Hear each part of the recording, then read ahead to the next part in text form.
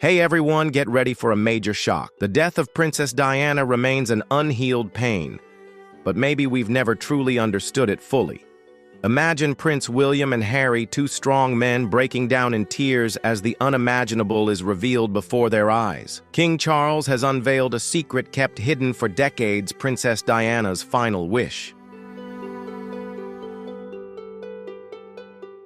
A heartfelt and powerful letter that could overturn everything they ever thought about their mother, the royal family, and even the monarchy itself. Why was this wish kept hidden? What does it mean for the two brothers torn apart by their past? This isn't just a royal revelation, it's a moment that could shake the very foundation of the British monarchy. If you find this story surprising, leave a 1 in the comments. If not, comment 0. Don't forget to like the video and hit subscribe to support the channel. Let's enjoy the video together. Behind the closed doors of Clarence House, the official residence of King Charles, away from the prying eyes of the media, a moment unfolded that would forever change the course of royal history. King Charles, in a rare and deeply emotional gesture, opened a private safe.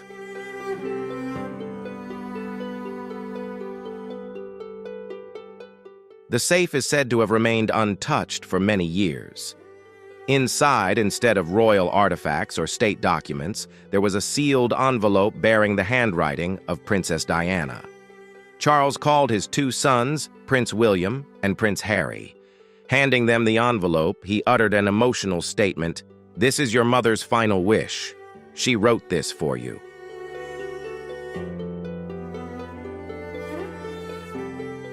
The room fell into a heavy silence. This was a letter that had been hidden from them for over 2 decades. Charles did not need to explain further. Inside the envelope was a handwritten letter from Diana, written just weeks before her death. Only Charles and his most trusted aide knew of its existence until now.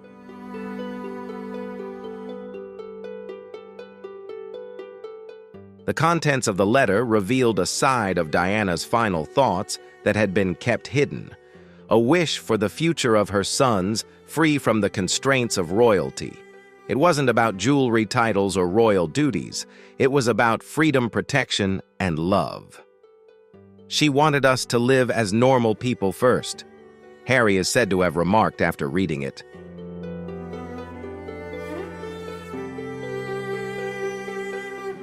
For William, that moment was deeply personal. This was not just a letter to him. He saw it as a final message from the mother he had lost too soon. A woman silenced by the very world she had tried to change. But I did not realize how overwhelming that attention would become, nor how it would affect both my public duties and my personal life in ways that would be almost unbearable.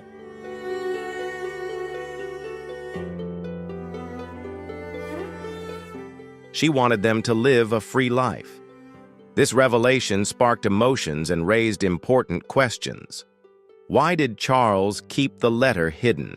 What had Diana requested in those final lines? The answers to these questions set off a chain of reactions within the family, threatening to alter the future of the monarchy itself.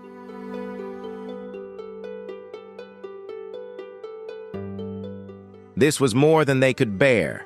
They were about to uncover deeper secrets that could reshape the legacy of the British royal family.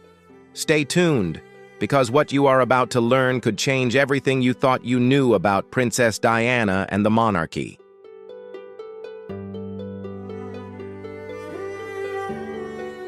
Diana's wish was for her sons to be free. The letter was brief, but its impact resonated deeply at the very core of the monarchy. Written in the unmistakable handwriting of Princess Diana just weeks before her death, this final message was not about accumulating wealth or gaining grand titles. It wasn't even about seeking revenge on those who had wronged her. It was a heartfelt plea from a mother, urgent, emotional, and unforgettable. According to a close aide, the letter reads in part, "Let them live without fear. Let them be themselves."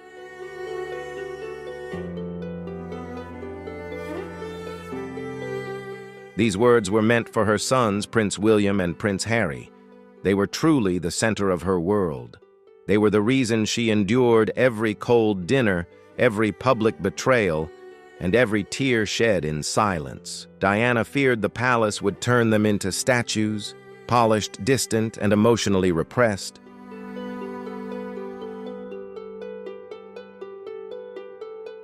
She had witnessed what it did to Charles and to the generations before him. The monarchy did not teach its heirs how to feel. It taught them to elevate their performance no matter the cost. Diana didn't want that for her sons. "I don't want them to be trapped in a life they didn't build for themselves," she wrote. "They must be free to love, free to feel free to lead without wearing a mask." That was truly radical.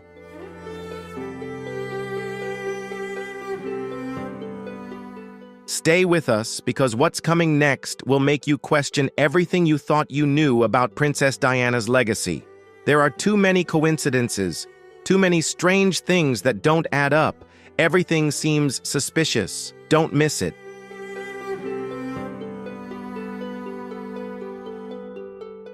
It was emotional. It was completely Diana. She knew that one day William would bear the weight of the crown, and Harry, as the second son, would carry something even heavier, the feeling of being seen as the spare.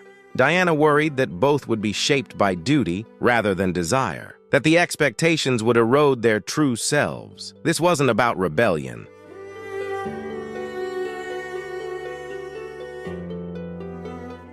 This was about protection. As the world closed in around them, their self-esteem dissolved into the fog of loneliness and despair.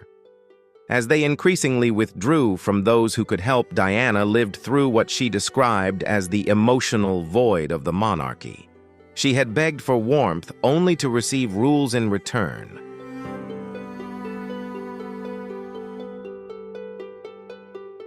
She needed support and was met with complete silence in return. She became the most photographed woman in the world, yet still felt completely unseen. She didn't want that story to repeat, but what shocked William and Harry the most was not just their mother's wish. It was realizing that their father had kept it hidden for over 20 years.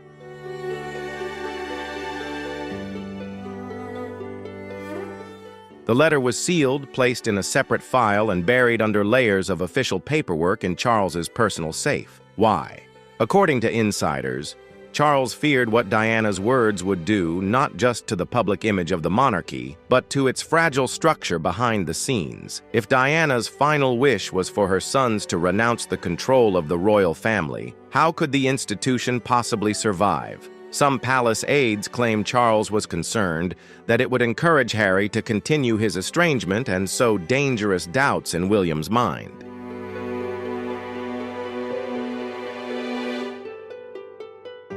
Others believe it wasn't about protection at all.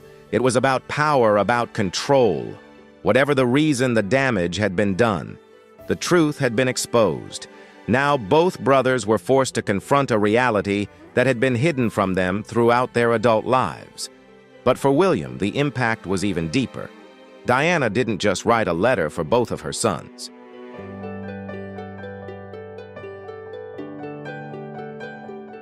In 2004, during a quiet renovation at one of Diana's homes, an unexpected discovery was made. A letter buried for years had been forgotten between the pages of Diana's personal album. This letter, unlike anything the royal family had ever seen, was addressed specifically to Prince William. It was not a public statement or an official communication.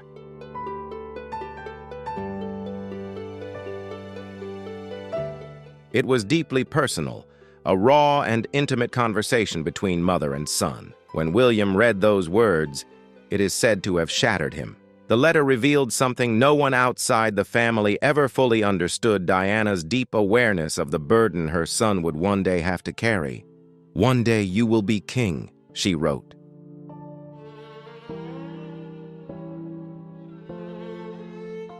But what followed was not a call to fulfill duty or a lecture on royal responsibility. It was a plea: "Promise me, my dear, that you will not lose the boy inside you."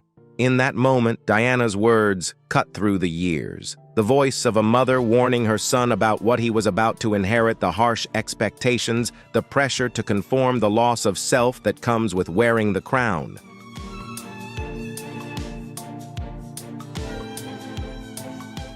This becomes even more suspicious when we consider the timing of the letter.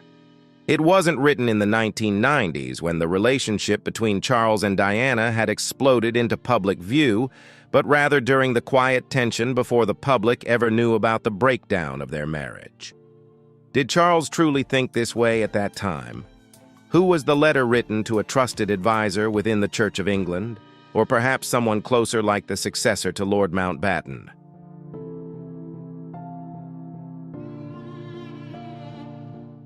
Some within the palace claim that this was not a slip of the tongue, but a deliberate and emotional decision. The words in the letter have caused historians to rewrite the royal family's timeline. This leads them to wonder whether this is an early confession of something far larger than we had ever imagined. Could this be the royal cover-up that has persisted for years?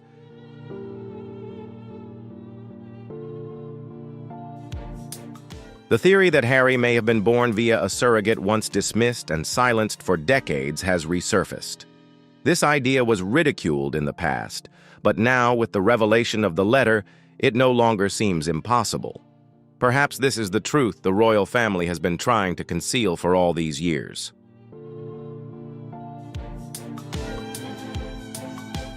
The words in the letter have changed everything suddenly.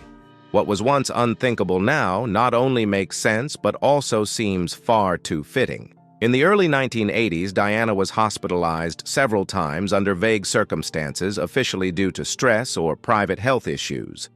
However, insiders now reveal there were discussions concerning her fertility concerns. Quiet conversations between doctors' aides and royal advisors. If Charles and Diana were as estranged at that time as many suggest and a public heir was needed, could the crown have arranged for a surrogate behind closed doors?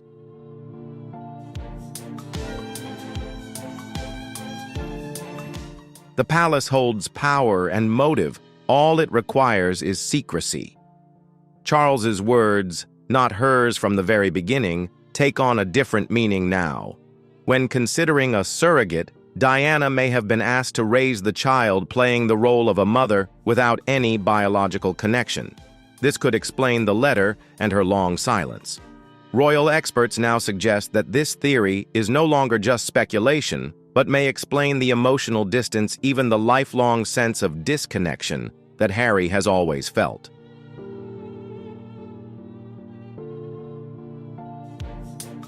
If that's Charles trying to put into words what he's struggled with for years, many close to the royal family have noted that the relationship between Charles and Harry has always been strained. Public events unfolded formally, but lacked warmth, and the colder tone became more apparent as Harry grew older. Some attribute this to generational differences, but insiders see something else: emotional avoidance. A former palace aide reflected, "Charles seemed to never know how to emotionally connect with Harry, as if he wanted to, but didn't know whether he should."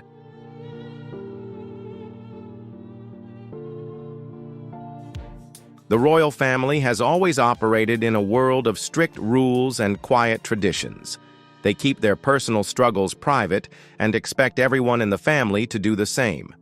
They resist change, cling to old traditions, and avoid public displays of emotion.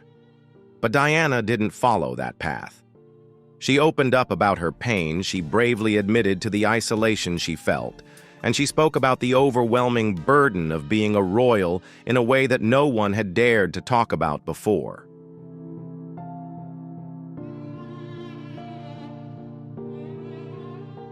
And because of her honesty, the public loved her all the more. Prince Edward, calm as ever, saw it all unfold.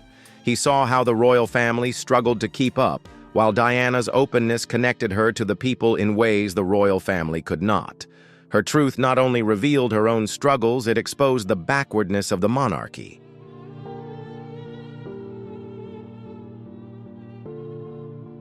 For generations, the family had carefully shaped how the world saw them. They kept their image polished and aloof, but Diana could not be managed or contained. Her sincerity, the very thing that endeared her to everyone, also became the greatest threat to the old royal system. She made people feel something real, something personal, and that made her more than just a difficult royal. It made her a challenge to everything the monarchy had built over the years. The more they tried to silence or limit her, the more it became clear that their grip on the public trust was fraying.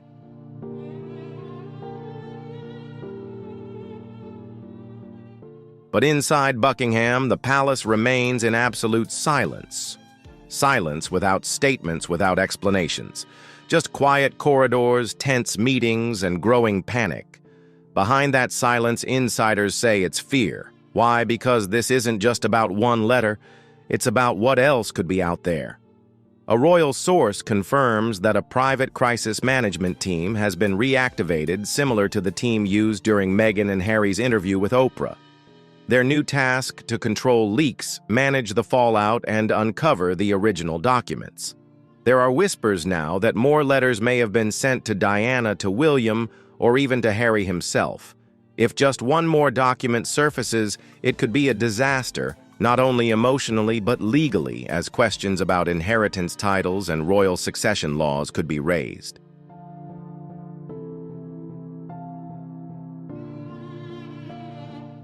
Prince William has known the truth. He has kept it hidden all these years. But if he knows and remains silent, then it's no longer just a family secret. It's a betrayal that could tear them apart forever. The pressure of knowing this truth, Prince William, the heir and the face of the modern monarchy, has been raised from birth to lead. But after this letter, his silence is beginning to attract attention and suspicion. Because if this secret was known within the palace, William may have known for a long time.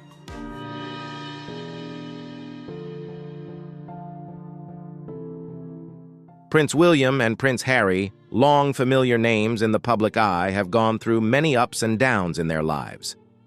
However, perhaps nothing compares to the pain of losing their beloved mother, Princess Diana.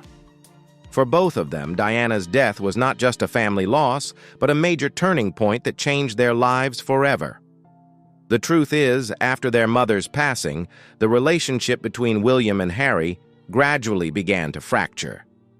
This is not an easy truth to admit, but the discord had been simmering for a long time, and it became one of the factors that led to the significant changes in their lives.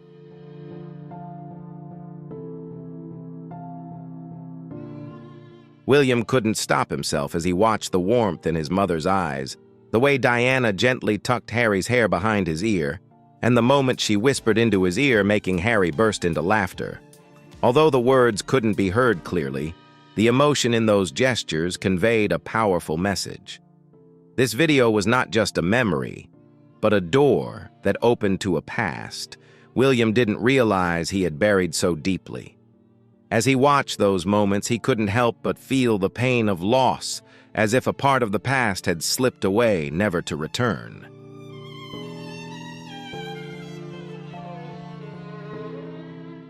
Prince William, standing beneath his mother's statue, continued. "My mother's voice has always guided me," he said with a solemnity that made the world seem to pause and listen. It wasn't just a tribute, it was a bearing of his soul, a truth never shared beyond the palace walls.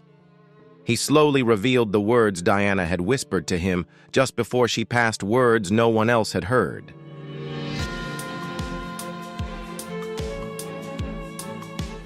William also began to understand the reasons Diana had once fought. Some issues were still evolving while others had quietly faded over time. He reached out, inquiring about everything and wondering if there was anything he could do to help. He wasn't trying to replace Diana, he simply wanted to carry a part of her forward. And that was how to keep kindness alive. Over time, William started thinking about something more lasting, a place to honor Diana in a way that felt authentic. Not a grand monument, not a cold gallery, but something soft, familiar, and personal. He imagined a space filled with fragments of Diana, not just objects, but moments. A peaceful garden or a quiet room adorned with her photographs. a space where people could sit and remember without judgment, where she could feel like herself.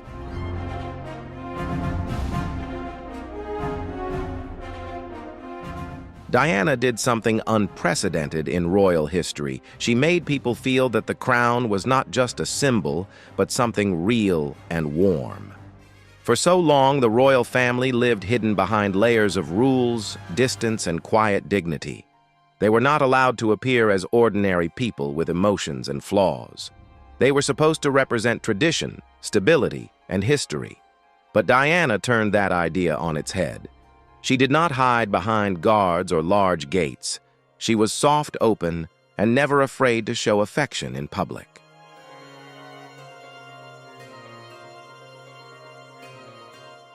Instead of just waving from afar, she walked into the crowd smiling at strangers touching their hands and looking them in the eye with warmth. That gentle intimacy felt new and special. She brought the royal world down to earth, closer to the common man, and people felt more connected to her than ever before. But what seemed beautiful to the public felt dangerous inside the palace. This change was not taken lightly. It shook the royal family to its core.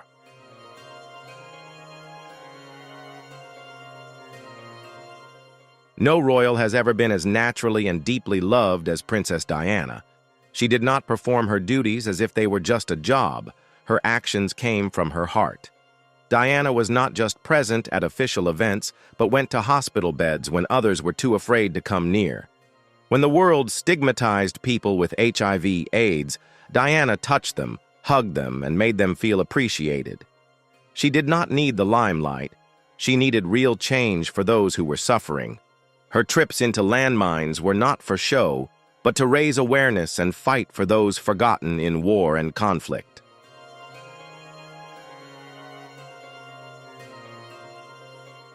In her efforts to remain authentic, Diana gradually found herself exhausted.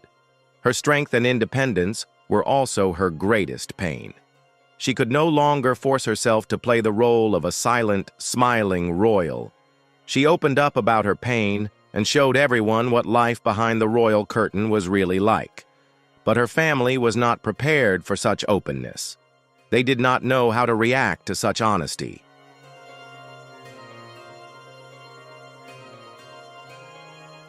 And so it leaves us all with an important question: did Diana's approach help the monarchy grow, or did it tear it apart? Read on to find out. The role Diana played.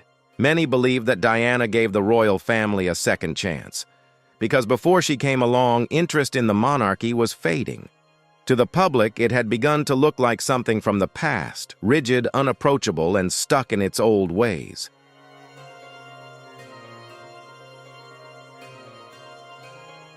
But when Diana arrived, everything changed. She brought a new energy, a gentle light that drew people back to the royal family. Diana made the royal family feel important again, and whether they accepted it or not, she ushered them into a new chapter of history. Her presence didn't just draw attention. It opened up hidden corners. Some believe that Diana herself uncovered truths that the royal family had tried to keep quiet for years.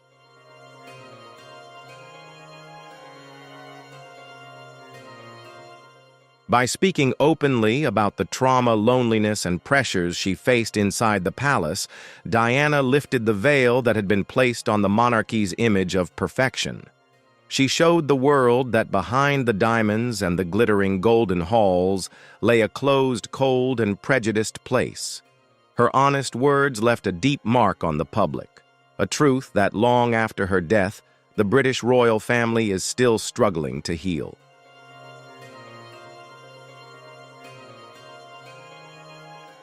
Diana's public life was a performance, a mask she wore for the cameras, the tabloids, and a nation longing for a princess. But in her private diaries, Diana was not performing. She confessed.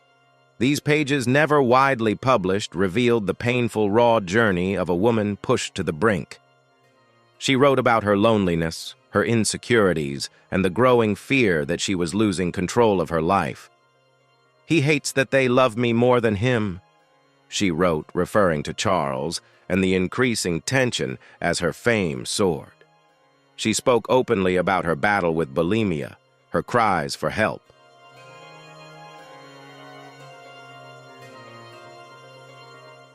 I want to pay tribute to Diana myself.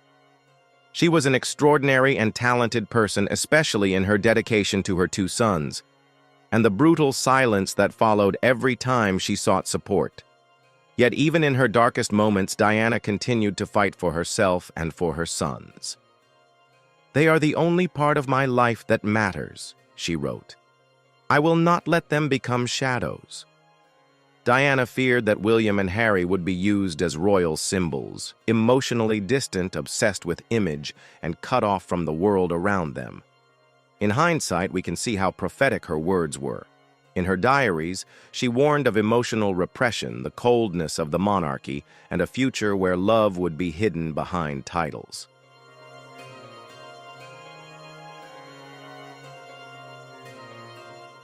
However, her honesty gave her son something that most royal family members never received: the right to be vulnerable. Her diaries, combined with her final letter, formed a resonant and clear message: protect love over legacy. Protect the heart over hierarchy. Diana's final wish was not just to secure the future of her sons. It was about ensuring they stayed true to themselves, that they didn't become prisoners of the cold traditions of the monarchy.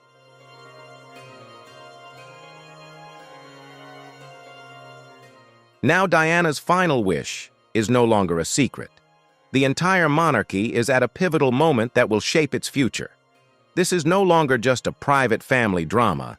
It has become a test for everything the crown represents and what it will evolve into. Will Prince William follow the path of the kings before him, or will he embrace the vision Diana laid out: a monarchy led by compassion, not ego? The weight of that decision now rests heavily on his shoulders.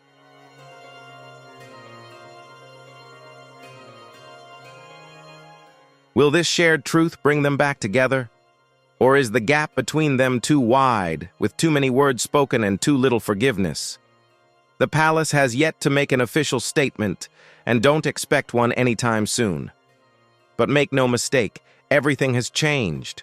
The Queen is gone. Charles is growing older, and the next generation of the royal family is rising under the shadow of a woman who challenged the system and paid the ultimate price for it.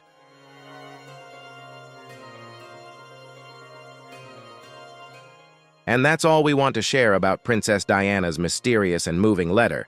Her legacy lives on, continuing to shape not only the lives of her two sons, but also the future of the British royal family. The biggest question remains unanswered: will William and Harry, despite walking two different paths, be able to fully honor their mother's final wish? Or will this truth continue to be a rift between them? If this story has touched your heart, don't forget to like and leave a comment below. Let us know what you think about Diana's legacy and the future of the monarchy.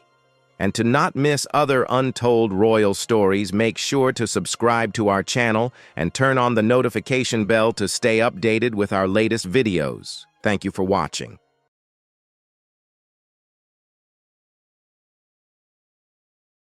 Welcome to today's video, where one of the most shocking secrets in the history of the British royal family is finally coming to light. After years of staying silent, King Charles III has opened up about something he's kept buried for decades.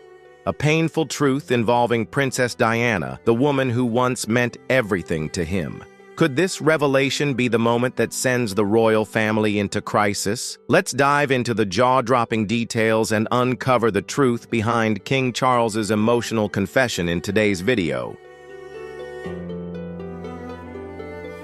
Surely you've heard the whispers about King Charles's long-hidden secrets, right? What's your take on his shocking confession? Could this really shake the foundations of the royal family? Drop a 1 in the comments if you think this revelation will cause a stir, or a 0 if you believe the royals will weather the storm. And hey, don't forget to like, subscribe, and tap the notification bell so you never miss out on any of the wild stories we have coming up. Now let's jump into this one together.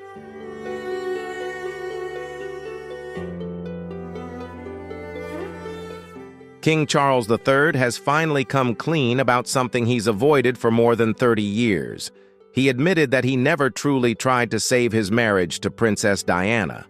This revelation isn't just deeply personal, it could mark the beginning of a serious crack within the monarchy.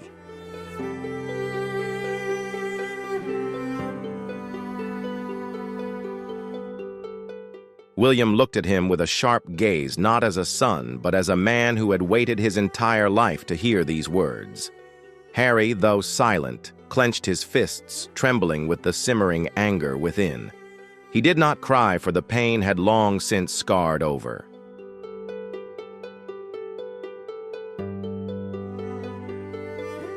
And then there was Camilla, the woman who once lived in the shadows, now standing firmly at the edge of the spotlight as queen.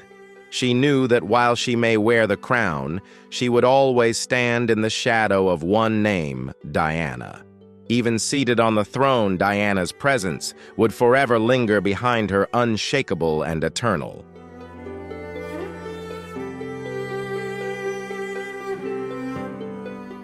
Charles's apology echoed through the silent room, leaving everyone holding their breath.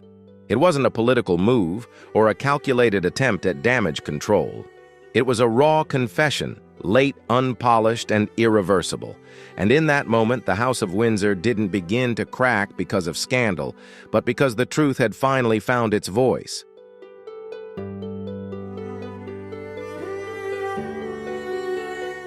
Outside, the rain fell, gently veiling the royal garden in mist, as if nature itself was trying to conceal the dark secrets within. In a quiet office, the warm yellow light illuminated the wrinkled face of King Charles III. He sat alone, his hands trembling as he held an old cassette recorder, a relic from the past.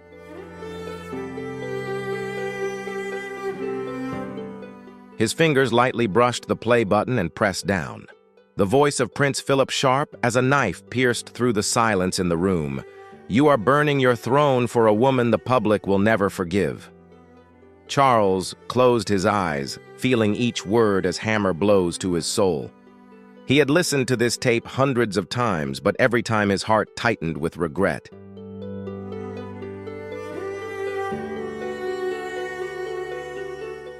Those words were not just a warning, but a curse, a prophecy of collapse.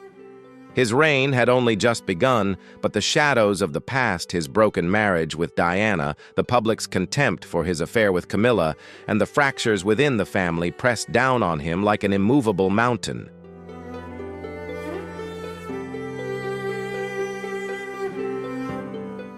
Charles stood up and slowly walked to the window, gazing out at the darkened garden.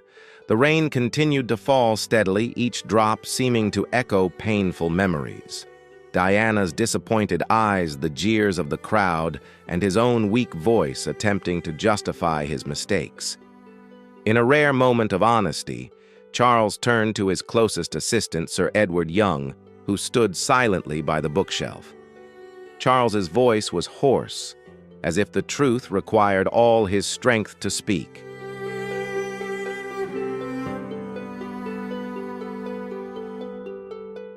"I never really tried to save that marriage." Charles admitted, his voice heavy, and the price to pay was the collapse of an entire dynasty. Edward, who had grown too accustomed to the king's moments of self-questioning, nodded gently, but his eyes carried a deep unease. Charles was not only facing the past he was confessing, but this could ignite a storm beyond control.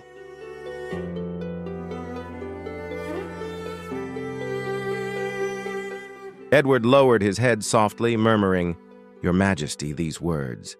If the public hears them, it won't just be a scandal. It could shake the very throne." Charles didn't respond, silently returning to his desk. His hand accidentally brushed against a small photo, a glimpse of the once happy family, Charles, Diana, William, and Harry on a sunny day at Highgrove. Diana's smile in the picture was a painful reminder of everything he had lost.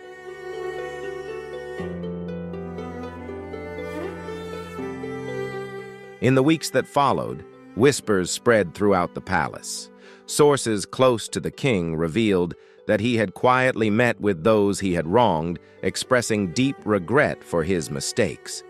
However, the most significant meeting took place on a cold evening at Sandringham, where he faced William, his eldest son, who was now shouldering the future of the throne.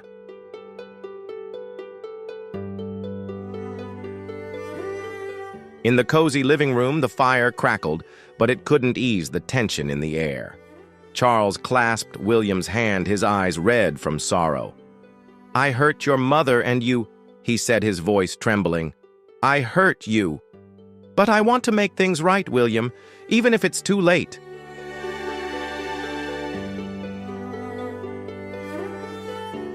William kept his face cold, but his eyes flared with repressed emotions. He stood tall, his shoulders stiff as though trying to suppress the simmering anger that had existed for decades. "You know that," he replied, his voice low. "But the cost-cutting wasn't just the throne. It was us, this family. You chose Camilla, and Mum had to pay with her life."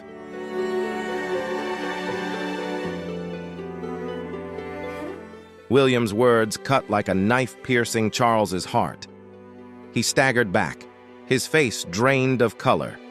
In that moment, they were no longer king and heir, but a father confronting the consequences of his choices, and a son bearing wounds that would never heal.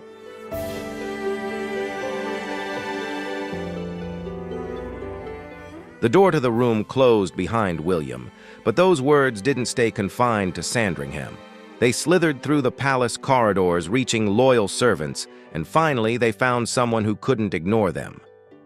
Camilla, the new queen, quietly observed Charles's every move.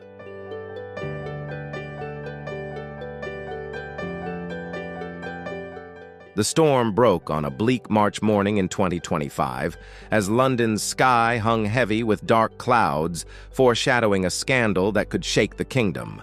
The Times, Britain's most esteemed newspaper, stunned the nation with a bombshell headline on its front page.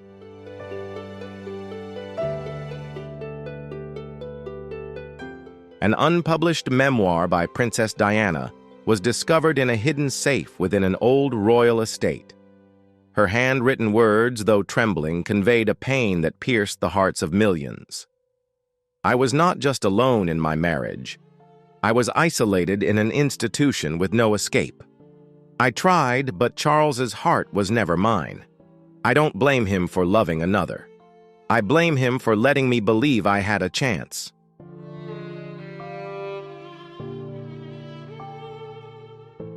These heartfelt and anguished words were a cry from the past, rekindling a pain the public thought buried. Each sentence, each word carried the weight of a long-hidden truth, a powerful accusation that needed no anger to devastate. Within hours, Diana's voice became a global firestorm on social media. From London to New York, Sydney to Tokyo, posts flooded the internet. Diana spoke the truth. Our princess deserves justice.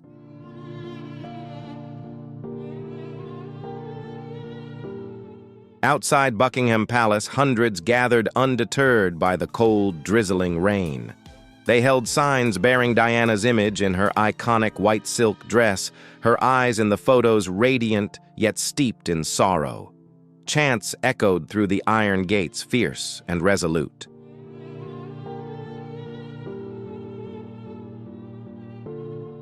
Justice for Diana, truth for our queen. Some placed white roses at the palace gates, a belated tribute to the princess. International media buzzed with coverage. Diana's memoir had shaken the monarchy, and Charles faced the public's wrath.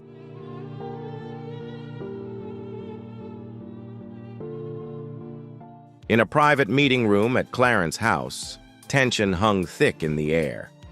King Charles III sat silently at the head of the table, clutching a newspaper with printed excerpts from the memoir. His sunken eyes stared into an inescapable abyss. Around him, media advisors argued heatedly, their voices laced with panic and desperation. A young advisor, pale with fear, spoke up. "Your Majesty, we cannot stay silent. The public demands answers. If we don't act, they'll write their own narrative, and it won't favor the monarchy." An older advisor countered, "Admitting fault will only fan the flames." We need to redirect the story to Your Majesty's or Queen Camilla's charitable work.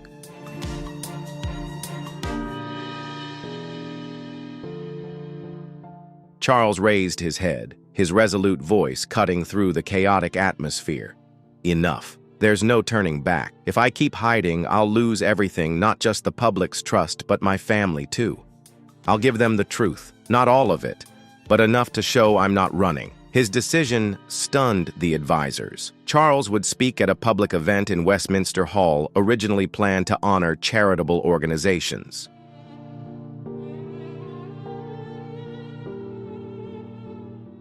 As Charles stepped to the podium facing thousands of eyes and millions more through television, the atmosphere grew stifling. The crowd fell silent, only the patter of rain audible outside.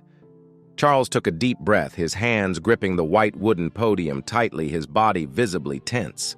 His voice trembled, stripped of a monarch's usual majesty.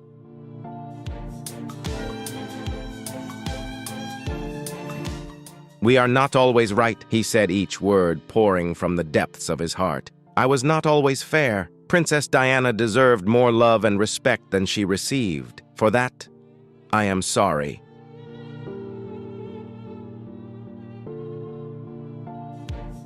The hall froze as if time itself had paused. The public was stunned. For the first time, a reigning monarch had publicly admitted personal fault before the nation. Some in the crowd wept, while others whispered in disbelief. Social media erupted. Charles has finally spoken. Is this the start of justice? But not everyone was satisfied. Some called his apology too late, too vague, lacking real commitment to make amends.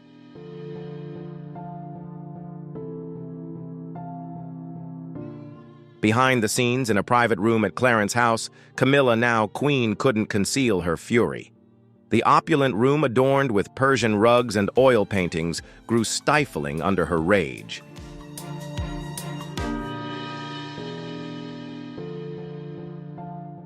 Camilla slammed her hand on the ebony table, making a crystal glass tremble. Her eyes blazed as she shouted at the nearest media advisor. "Who did this? Who dared dig up the past to ruin me?" Diana was long gone. Yet why did she still haunt her like a shadow that never faded?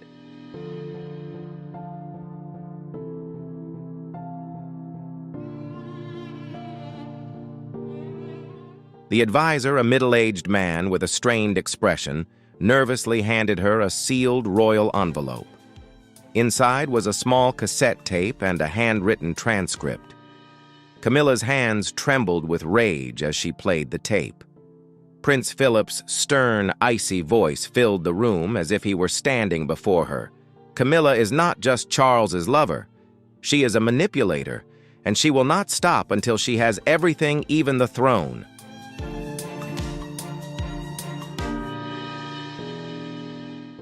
As the tape ended, Camilla hurled the dossier to the floor, papers scattering wildly, her face paled, hands trembling uncontrollably.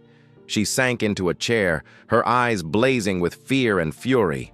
Despite wearing the crown, despite standing by Charles through decades of scandal, Diana's shadow remained her greatest threat.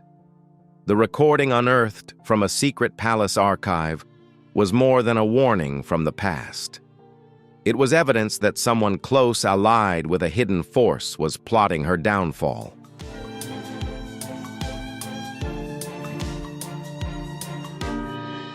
Camilla stood striding to the window and staring into the darkened gardens of Clarence House. The rain fell relentlessly, but in her mind a plan was taking shape. She would not let Diana, even in death, take what she had sacrificed her life to achieve.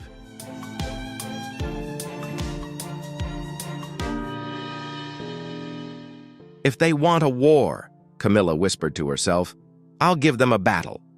Her voice was resolute, though unhealed wounds lingered within. Camilla didn't fear this fight she'd fought before, but this time everything would be different.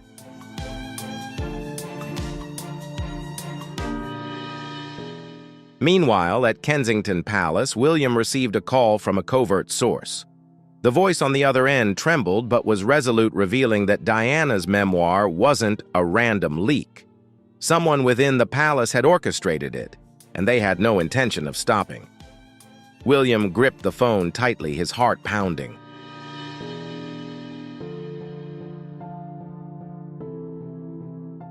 William knew this storm was only beginning, and to protect his mother's legacy, he would have to fight a battle he was never prepared for. Night had fallen over Kensington Palace, but the chandelier's brilliant glow in the drawing room couldn't dispel the heavy atmosphere. William, Prince of Wales, stood by the large window gazing into the darkened garden where raindrops glistened under streetlights. The man known for his calm demeanor couldn't hide the turmoil within.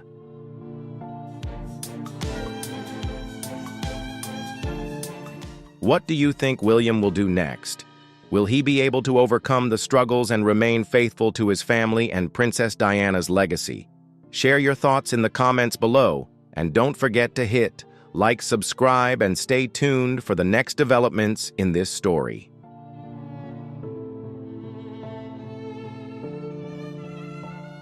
William's eyes, usually bright with confidence, now harbored a storm of emotions, anger, pain, and a vague fear of what lay ahead. King Charles's shocking speech at Westminster, where he apologized for his wrongs to Diana, still echoed in William's mind. Though sincere, the confession had exposed a fracture in the monarchy, and William knew he couldn't stand idly by. He made his decision in silence.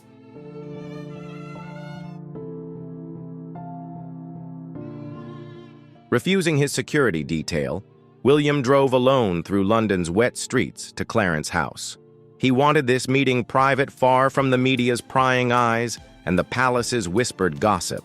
Stepping into the familiar study, the scent of aged wood and fireplace smoke pulled him back to childhood memories, days when Diana was alive, and their family was a perfect facade for the public. Now the room felt stifling, as if the walls themselves held secrets no one dared speak.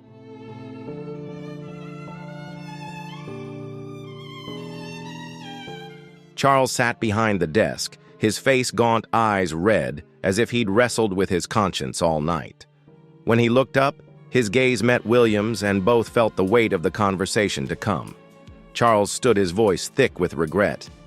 "I thought Camilla was my refuge, but she was where I hid from responsibility. I was wrong, William, and I don't know how to make it right." The raw confession, though sincere, cut into William like a blade. He stayed silent, but memories surged like a tide-long childhood nights, hiding behind doors with Harry hearing their mother's sobs.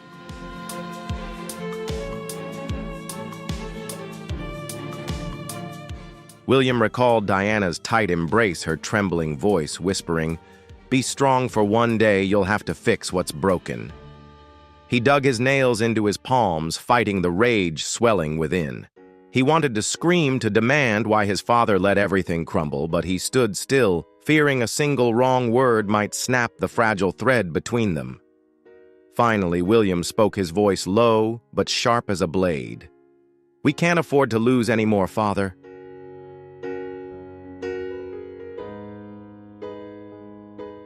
"You talk about fixing things, but do you know how much Mother suffered?"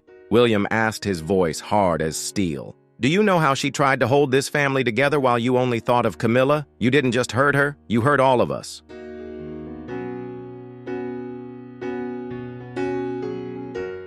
Charles bowed his head, his shoulders trembling, as if William's words were too heavy to bear. He offered no defense, no excuses. In that moment, he was not a king, but a father, facing the wreckage of his choices. William turned away, but within him a fire had ignited. He would not let the past repeat itself, nor allow his family or the monarchy to fracture again.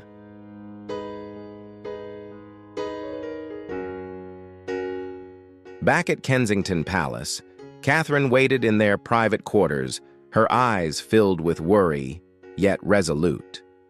Without a word, she led William to an old safe, holding their family's most precious relics. Inside was Diana's leather-bound diary, its pages worn and yellowed with time. Catherine handed it to him, and William opened it, flipping to the final page. A handwritten line from his mother stopped him cold. "If I'm gone, let William start anew, but keep that woman away from my children."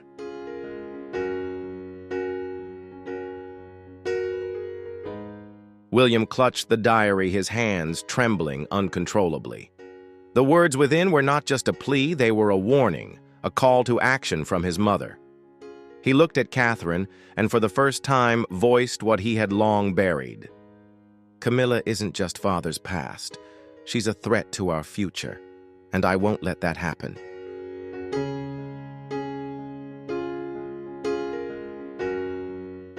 Catherine placed her hand on his shoulder, her voice soft but resolute. "We'll do what's right, William. Not just for your mother, but for our children and this monarchy." In that moment, William felt his wife's strength guiding him through the dark days ahead. He knew the battle to protect his mother's legacy, and the monarchy's future was only just beginning.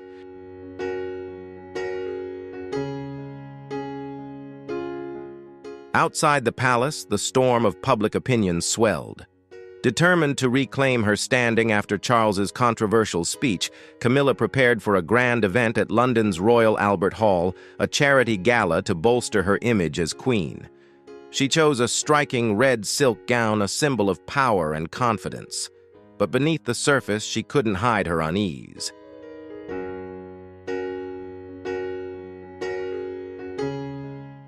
The faces of Camilla's media advisors betrayed their anxiety, urging caution. A trembling voice pleaded, "Your Majesty, the public is enraged. Protests demanding justice for Diana are spreading. If you appear now, we fear a backlash." Camilla, her eyes cold as steel, cut him off. "I am the queen. No one will force me from the throne, not even William. If I don't appear, they'll think I'm afraid."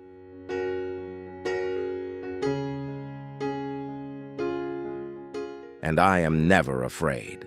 Defying all advice, Camilla stepped onto the stage. A forced smile played on her lips, her hair impeccable under the chandelier's glow. But as the spotlight hit instead of applause, she faced a roar. The crowd erupted, waving banners and chanting justice for Diana, with images of the late princess in her shimmering emerald gown.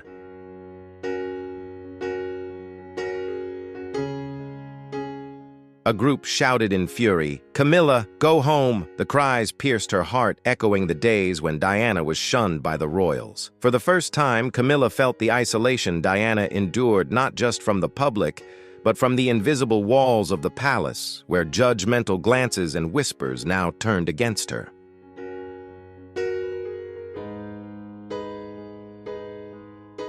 Camilla maintained her forced smile, delivering her speech with astonishing calm. But backstage, her legs nearly buckled. Her face was pale, her pearl-manicured nails digging into her palms to suppress the trembling.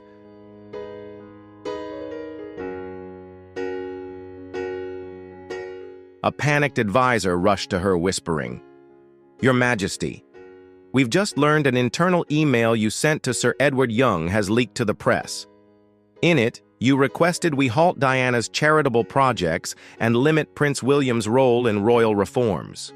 The media's calling it a plot against Diana's legacy. Someone inside the palace did this deliberately, and they're targeting you."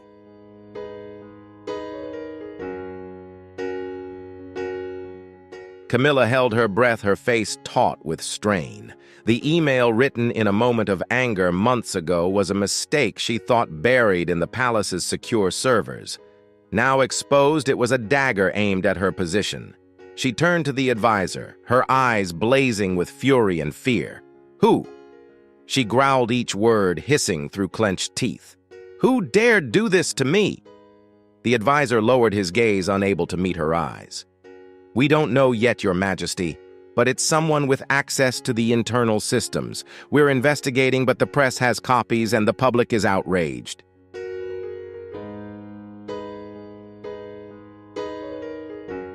Camilla retreated to a shadowed corner backstage, leaning against the wall to keep from collapsing.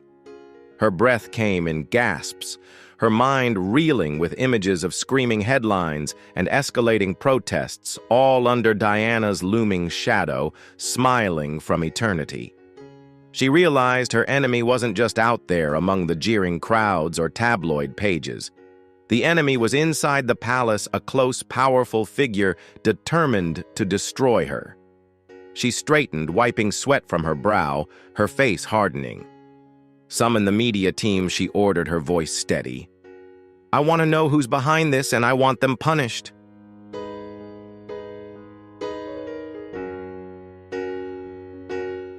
No one can threaten my throne. In Camilla's mind, a plan took shape, not just to protect her position, but to ensure those who challenged her paid a steep price. The storm was closing in, and Camilla would not be easily swept away.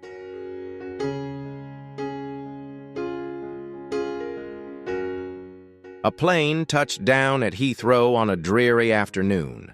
London's sky was blanketed with gray clouds as if crushing any faint hope. Harry, Duke of Sussex, descended the steps, his eyes heavy with sorrow, but resolute like a warrior returning to an old battlefield.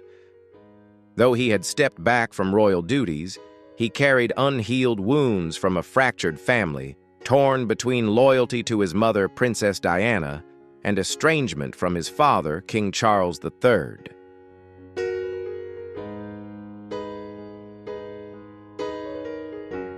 This return wasn't for reconciliation. Harry came to force his father to face the mistakes that shattered their family and to expose Camilla, whom he believed was the root of their pain. His public reason for the visit was a charity event for disadvantaged children, a cause he shared with his mother.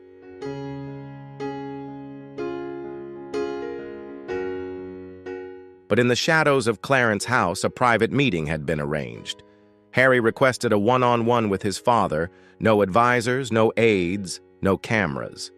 Stepping into the familiar study, the scent of aged wood and fireplace smoke pulled him back to childhood, when their family was a perfect facade to the world.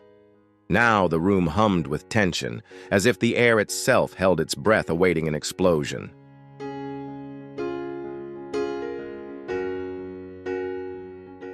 Charles sat behind the desk, his face gaunt, his weary eyes haunted by ghosts of the past. His apology at Westminster, admitting his wrongs to Diana, still stirred public uproar. But to Harry, it was a belated, feeble confession, too weak to heal the deep scars etched in his soul.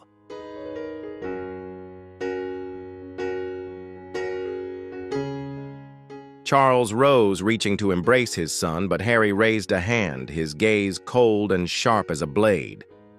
"I'm not here for more apologies, Father." Harry said, his voice low but seething with anger. "You spoke too late when Mother couldn't hear. I'm here to show you what you let happen and who's behind it all." Without preamble, Harry placed a small black USB drive on the desk, its weight seemingly heavy with consequence. "You need to see this," he said, his voice trembling with suppressed emotion. "And then you owe me an answer."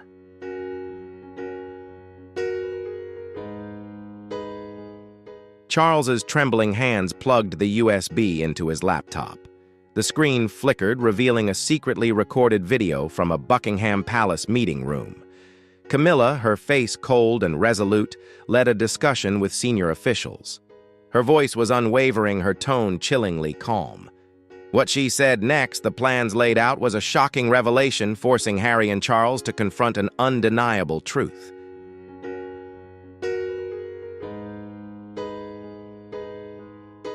Camilla's voice echoed through the secret video. "Harry and Meghan are no longer royals. Continuing their security privileges is unnecessary. We need to send a clear message that they don't belong here. If that puts them at risk, it's the price they pay." The room sank into stifling silence. Charles bowed his head, hands gripping the desk knuckles, white as he fought to stay composed. Harry stared into his father's eyes, his voice trembling with rage and pain. "Did she order it, or did you let her?" Charles looked up, his eyes shattered as if his final defenses had crumbled. He opened his mouth, but the words caught in his throat. Finally, he whispered hoarsely, his voice heavy with regret. I didn't stop her, Harry.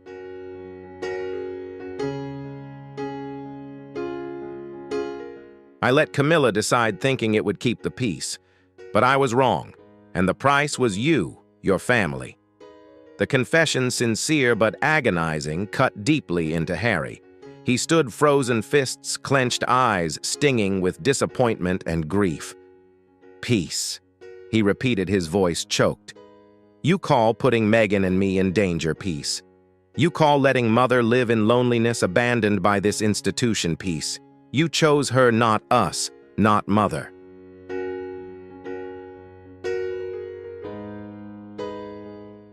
Charles buried his face in his hands, his shoulders trembling as if the weight of the past was crushing him.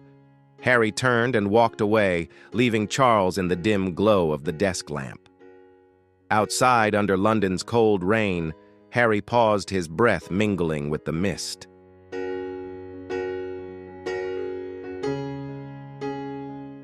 Harry could wield the video as a weapon to destroy Camilla and shake the monarchy, but he knew revenge wouldn't bring his mother back or mend their family.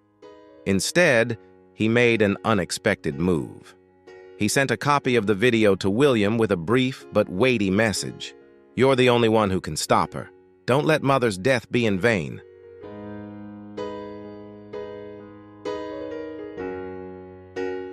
As William watched the video at Kensington Palace, a shock ran down his spine. Camilla's words and actions confirmed his suspicions. She wasn't just part of their painful past, but a persistent threat to their family and the monarchy. For the first time in years, William felt a bond with his brother, forged by their love for their mother and a shared desire to protect her legacy. Gripping his phone, he whispered, "Harry, you're right. We'll do this together."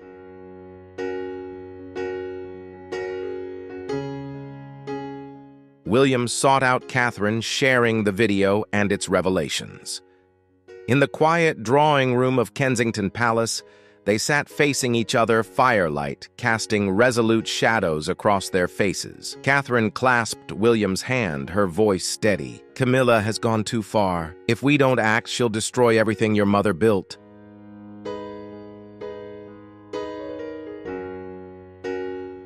William and Harry, once estranged brothers, now faced a shared mission to bring the truth before the royal council.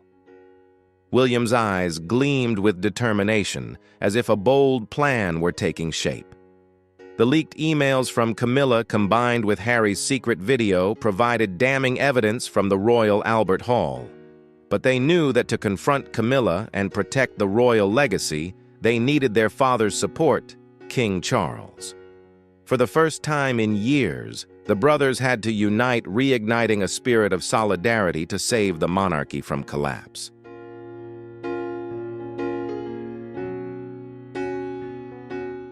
On an April morning, Britain was rocked by a shocking poll. 62% of those under 40 declared they were ready to abandon the monarchy if Camilla retained a prominent role beside King Charles. The figure rang like an alarm bell through the marble corridors of Buckingham Palace.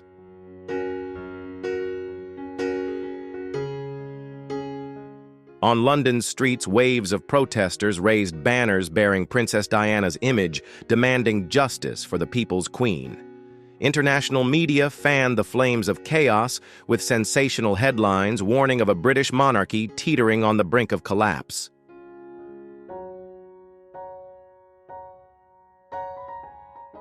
Well, after all these years of keeping it hidden, King Charles has finally confessed his biggest regret. What does this mean for the future of the royal family? Could these confessions mark a turning point, or could they spell the end of unity within the family? What do you think about Charles's decision? Drop your thoughts in the comments below. If you enjoyed this video, don't forget to hit the like button, subscribe, and turn on the notification bell so you never miss an exciting update. Thanks for watching and see you in the next video.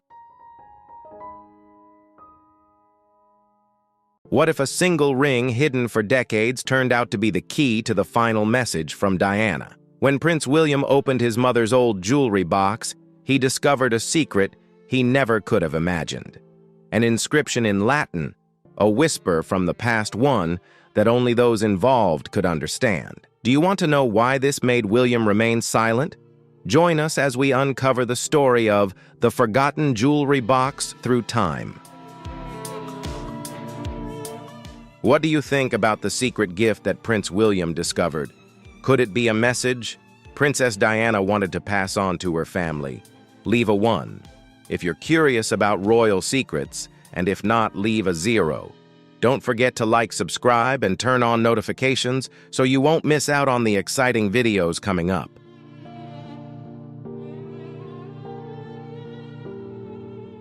It all didn't begin with a grand ceremony or royal decisions. It began in a peaceful and quiet moment. At Althorp House, where Diana spent her childhood and where she rests for eternity, Prince William stood in a room that had remained untouched for decades. The silence was profound, and the golden rays of the afternoon sun streamed through the window, casting light on the dust particles floating in the air. In front of William was a simple velvet box, once belonging to the woman the world admired, the mother he called by one simple name, Mum.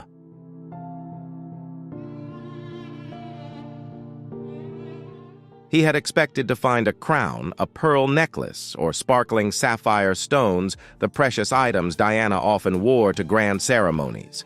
But when he opened the box, the shimmering light of ancestral treasures was no longer there. Instead, he discovered something far more intimate and simple, an ivory-colored envelope showing signs of age gently tinged with yellow. The inscription on the envelope, written by his mother's hand, was clearly not meant for the public. William, his name, written in Diana's own delicate handwriting. There was no royal wax seal, no official stationery, just the gentle words of a mother.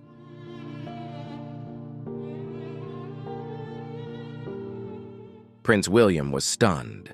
He opened the envelope, his hands trembling. As the envelope unfolded, it revealed not only a ring, but also a message full of meaning. The deep emerald ring, intricately designed, was unlike any of the other jewelry Diana had ever owned. But the most important part lay in the note inside, written with a clear sense of responsibility for the one who would carry on both tradition and ideals. This was not just a piece of jewelry. It was a symbol, a compass, a final reminder of the mission Diana had nurtured.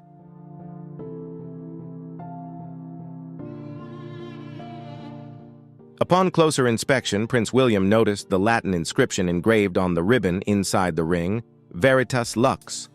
Truth is my light. It was a message meant for the one who would bear this immense responsibility. The ring was not just a piece of jewelry. It was an eternal symbol, a guiding light for a future that Diana would never witness.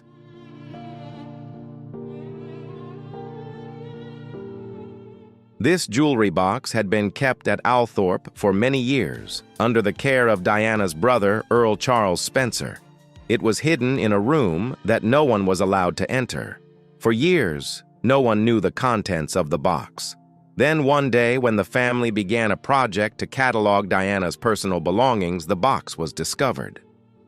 But what had been concealed all these years now raised countless unanswered questions.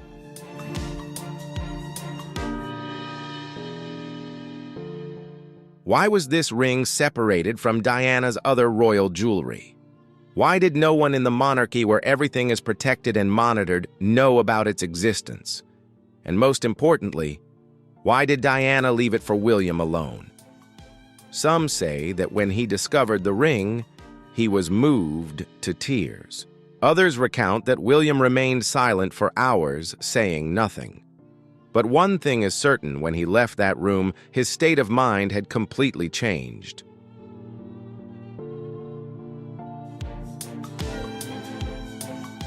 It was not for wealth, nor for status, but for the voice of a mother echoing through time, meant for the child who would carry the weight of both tradition and truth. What did Diana see that was about to happen? What was she afraid of? And what did she know that no one else did? Though the box had been forgotten by time, the message inside now shines like a lighthouse, lighting every path ahead.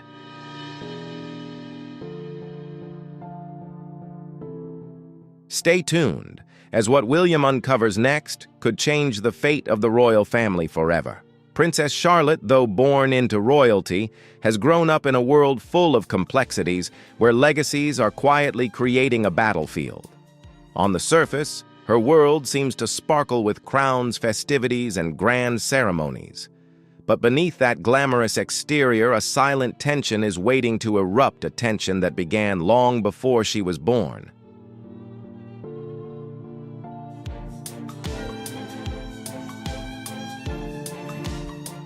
Charlotte, whether aware or not, stands between two royal women who have never shared the throne, yet their shadows are deeply etched upon it. On one side is Princess Diana, a name forever tied to tears and public applause. To the public, she was a symbol of compassion and courage. But to William, Diana was more than just a symbol. She was a mother, a presence that has always lingered in his life. Family moments from old photographs to tapes with her voice continue to live vividly in his memory.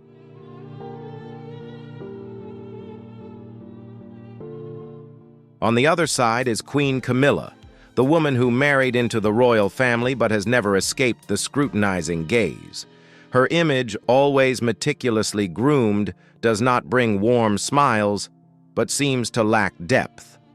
Her relationship with William's children, though cordial, lacks the warmth of a true family. There are no spontaneous hugs, no laughter around the kitchen table. While she is very close to her biological grandchildren with George, Charlotte, and Louis, the connection feels distant, with visits always carefully planned.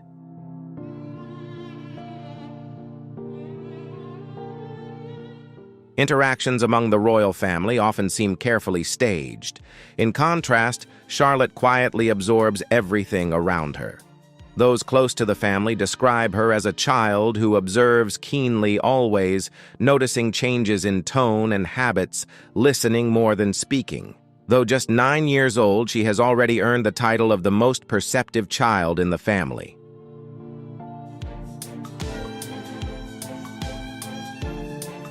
Perhaps this is why the recent whispers about a quiet murmur, an obvious hesitation, and the subtle distance between Charlotte and Camilla have sparked such curiosity. Has Charlotte sensed the divide, felt its weight? Has she perhaps unknowingly started to empathize with the grandmother she never met, but seems to understand on a deep, instinctual level? William and Catherine have always strived to raise their children with emotional awareness, cherishing their feelings and encouraging them to speak the truth gently. But what happens when that instinct is torn between royal duty and personal truth?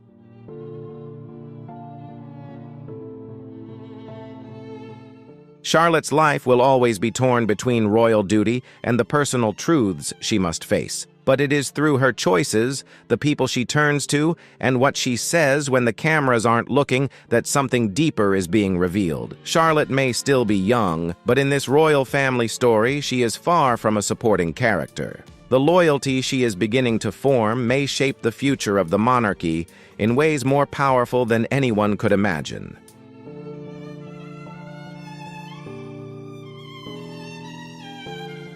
For decades, Camilla Parker Bowles has lived in the shadow of royal history. She was a name rarely mentioned, a controversial figure. However, now Camilla wears the crown, officially crowned as queen, and standing alongside King Charles in the historic responsibility she must bear. Despite this acceptance of her remains a challenging task. The title may have been granted, but trust and recognition from the people must be built and nurtured over time.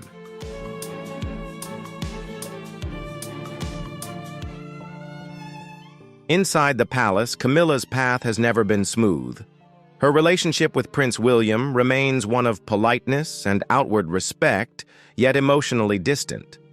Though William has never openly criticized her, he has also never publicly shown affection for her. That silence speaks volumes, and the true tension lies not only in William's heart, but also in the hearts of his children.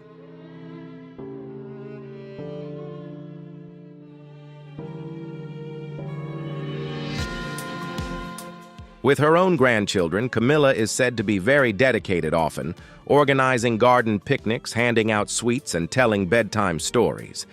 However, with George, Charlotte, and Louis, there is a clear distance in their relationship.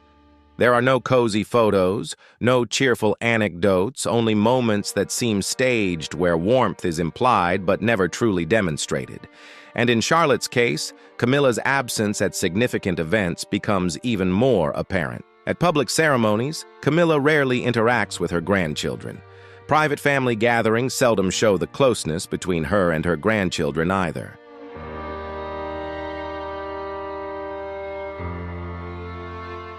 While Catherine always nurtures a connection, Camilla maintains a certain distance, creating a boundary that is not born of malice, but perhaps uncertainty. It seems that even now she is unsure of her place in the hearts of the future generation. But children are incredibly perceptive, especially Charlotte. And that's when the whisper appeared. A whisper accidentally picked up by the microphone. Although it wasn't meant for the headlines, it was still published.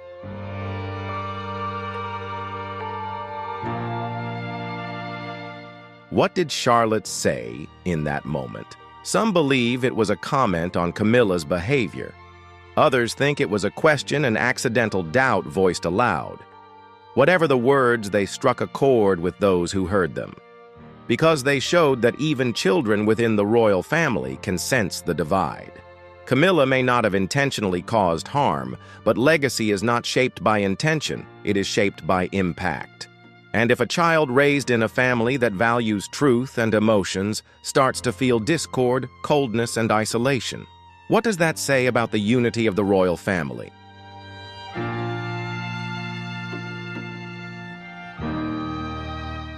Camilla's journey to the throne may be complete, but the path for her to earn the affection of the next generation remains filled with questions. The smallest royal woman in this room may just be the one holding the answers. The shadow of Diana still lingers faint, but ever present. She passed away nearly 3 decades ago, yet the influence of Princess Diana has never faded, especially within the Wales family. To the public, she is a symbol of compassion and rebellion. To her grandchildren, she is a legendary figure, not a ghost, not a memory, but something vivid, profound.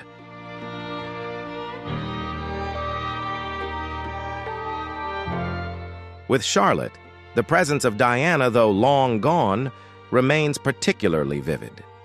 It all began with the stories softly told before bedtime passed down by William and Catherine like family heirlooms. William says that Diana would have loved the laughter of her children. She was courageous, kind, and always spoke the truth. Catherine strengthens Diana's legacy through the charities bearing her name and teaches the children about empathy rather than mere politeness.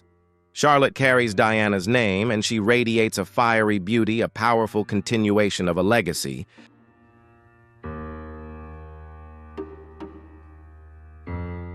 Observers have long remarked on the striking similarities between Charlotte and Diana, the tilted chin, sharp eyes, and emotions that are never concealed.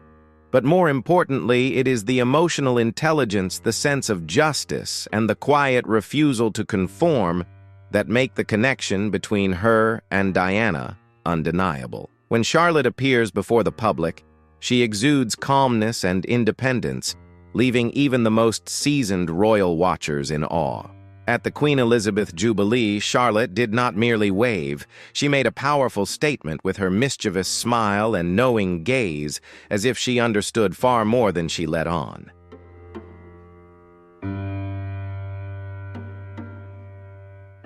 And then the contrast between the two royal women became more evident than ever. If Diana once brought warmth to the cold palaces, Camilla brings peace but not comfort. She brings stillness, stability, but not the warmth a royal family needs.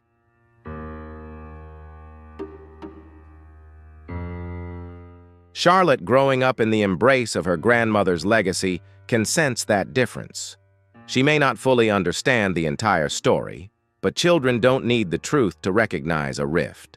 She knows that one woman in her life is spoken of with love and respect, while the other is only mentioned with politeness and reserve. That contrast carries weight and is gradually shaping her.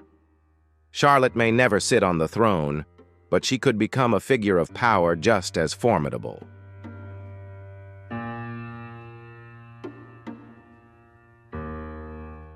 A moral compass for a monarchy, searching for its soul. And Diana's spirit, she doesn't haunt the palace. She is guiding it through a granddaughter, one who sees through everything and speaks up at the most crucial moments. The silent tensions at palace events. Royal occasions are often designed to impress golden carriages, finely crafted hats, smiles meticulously arranged.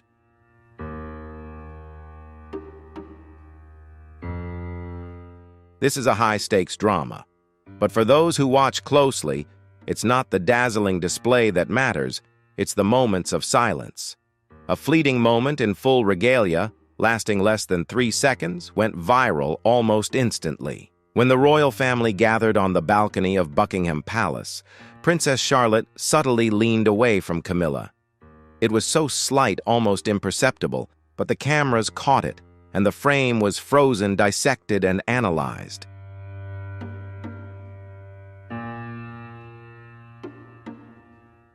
This was not an isolated incident. At the funeral of Queen Elizabeth II, insiders recalled an exchange that reportedly caused a momentary tension within the family. According to reports, Camilla seemed displeased with a brief whisper between Charlotte and George. This moment escalated behind the scenes. Camilla was said to have requested that Charlotte be removed from the row of seats, but William and Catherine refused. The consequences were not severe, but they were undeniably cold.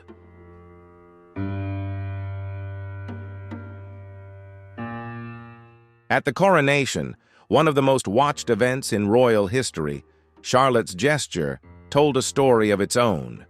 She bowed respectfully to her grandfather, but when passing Camilla, there was no gaze, no gesture, only silence. Was this a coincidence or a choice? Time and again these small moments accumulate. There are no public outbursts, no royal scandals, just a series of silences that reveal something deeper.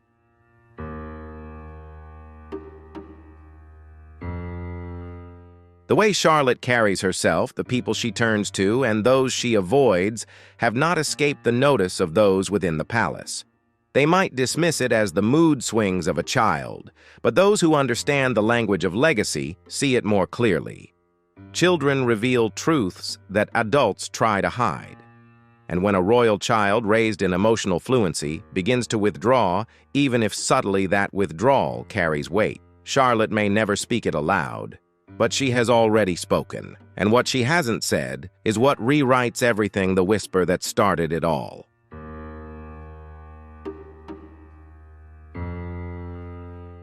So what do you think about the signs Charlotte is showing? Is she starting to realize what's going on around her? Leave a 1 if you sense that change, or a 0 if you think her actions are still not quite clear. Don't forget to like, subscribe, and turn on notifications.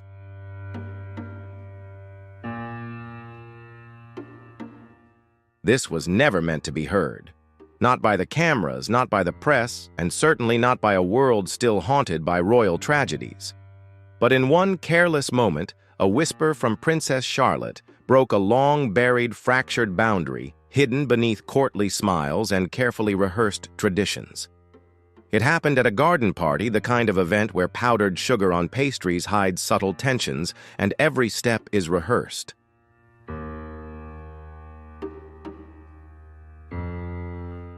Charlotte, dressed in blue, stood beside her mother, her calm gaze scanning the crowd with the familiar poise. Then came Queen Camilla, smiling, wearing gloves, radiant in a pastel outfit. And then the whisper. The cameras didn't capture the words, but the reactions of those around her were caught. Catherine subtly turned her head towards her daughter. William's face hardened.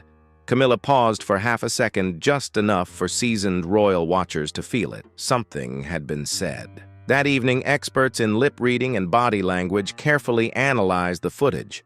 A theory emerged among the crowd. Charlotte had asked, "Why is she pretending to be nice?"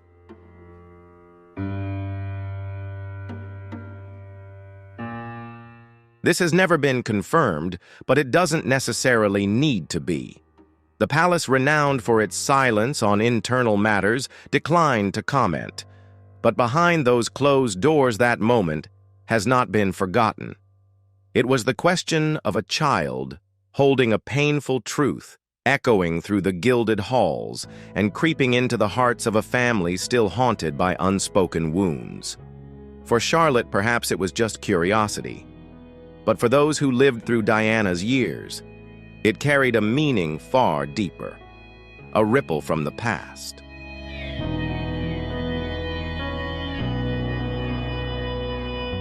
Because the last time anyone dared to openly question royal appearances in such a way, it was Diana who spoke out through interviews, her gaze, and yes, even her jewelry.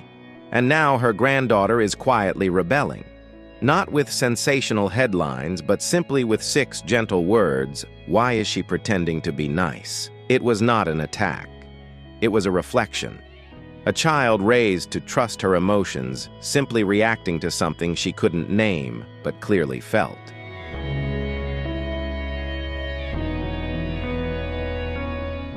And in doing so, she may have said what others only thought. Some in the company were said to have urged William and Catherine to tighten the boundaries to prevent the children from absorbing outdated narratives. But others closer to the couple believe it is too late.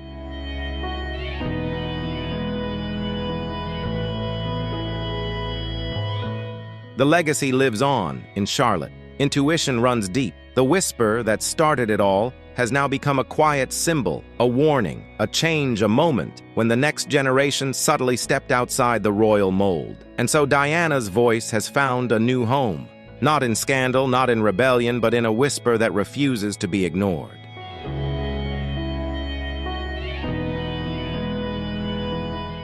The atmosphere and the mirror. Prince William once served as the bridge between the old and the new, but now he has become the mirror reflecting the contradictions torn between 2 legacies, one born of duty, the other born of truth. And Charlotte's whisper does not only echo through the palace halls, it has reached him.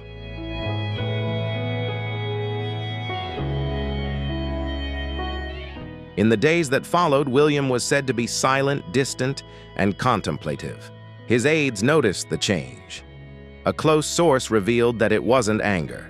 It was acknowledgement. An acknowledgement that his daughter was seeing what he had learned to bury. An acknowledgement that the past isn't truly the past, and perhaps it never will be, because Charlotte's comment didn't come from defiance. It came from intuition, and William knew exactly where she had inherited that from Diana.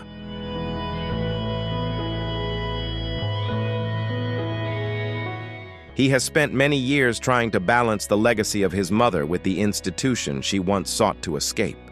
He walks with the bearing of a king, but carries within him the memory of a young man who held her hand through the pain. He married for love, raised his children with emotional sincerity, and leads with compassion. But deep down, he still bears the scars of a family struggling with itself. And now he witnesses that struggle unfold once again. This time through the eyes of his daughter.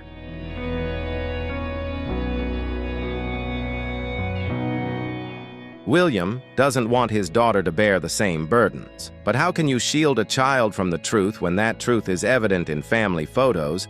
Camilla, by all official accounts, has never been cruel to the children. But in the royal world, cruelty is often not expressed. It's passive, it's absent, distance, the coldness behind the smile. Charlotte sees it. William realizes that she sees it. And suddenly, the boundary between the past and the future begins to blur.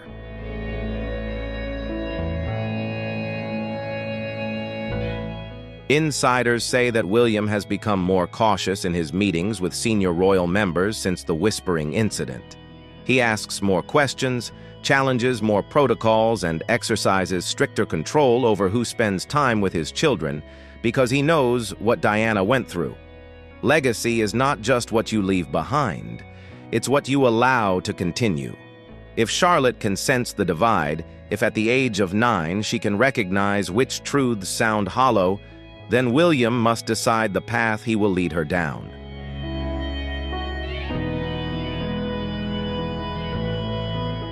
Will he protect the institution or protect her spirit? That is the same question Diana once asked herself, and now William stands before the same mirror. This time with his daughter, he is looking at the quiet shield of Catherine. If William is the bridge and Charlotte is the mirror, then Catherine is the shield, silent, resolute, and sharp, beneath her calm, velvet exterior.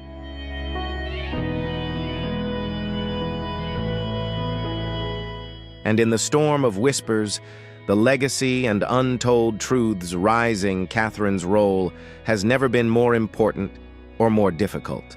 From the moment she entered the royal family, Catherine mastered the art of survival. She learned the rules. She followed the protocols, and gradually, methodically, she became the monarchy's most invaluable stabilizing force. But beneath her dazzling exterior and dignified demeanor, Catherine carries a fierce maternal instinct.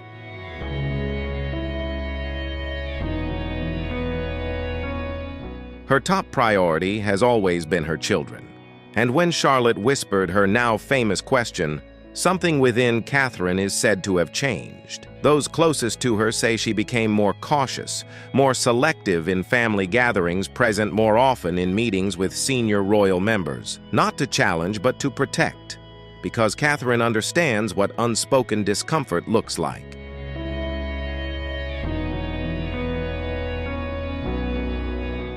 She knows how a cold smile can hurt fragile hearts, and she understands exactly how much weight a child's intuition can carry. She doesn't correct Charlotte's instincts. She hides them.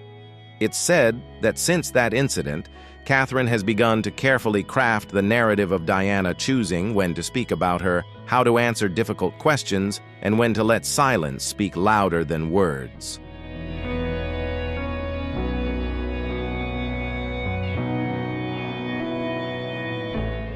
Because the issue isn't just about protecting Charlotte from the past, it's also about preparing her for the future, a future where truth will matter more than tradition, where Charlotte will not only have to navigate the world of crowns and cameras, but also the unspoken expectations and hidden power games. And in that future, Catherine is her silent general. Some may see her silence as passive, but they don't understand her strategy. She doesn't attack. She surrounds, she absorbs, and when the time comes, she defends.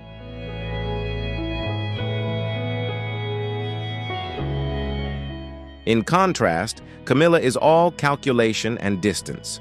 And while Catherine displays her natural grace in public, the boundaries remain firm in private, especially now when Charlotte is observing, learning, and growing. And perhaps Catherine's greatest legacy is not her title or her charity work.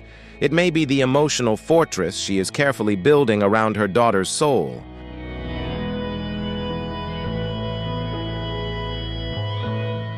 The voice of Diana in a modern monarchy. It was never just about the crown or the tears. Princess Diana didn't want to destroy the monarchy. She wanted to humanize it, to whisper the truth into a palace that had forgotten how to listen. And now, nearly 30 years later, her voice still resonates not in rebellion but in legacy. And it is rising through Charlotte. The question is not whether Diana's spirit still exists.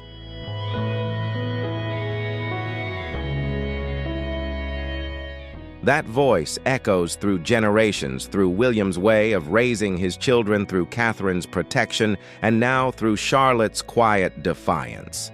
The monarchy has tried to move on. Camilla has been renamed. Charles has ascended the throne. New portraits have replaced the old ones. But none of that diminishes Diana's influence. Because her impact hasn't faded, it continues to resonate.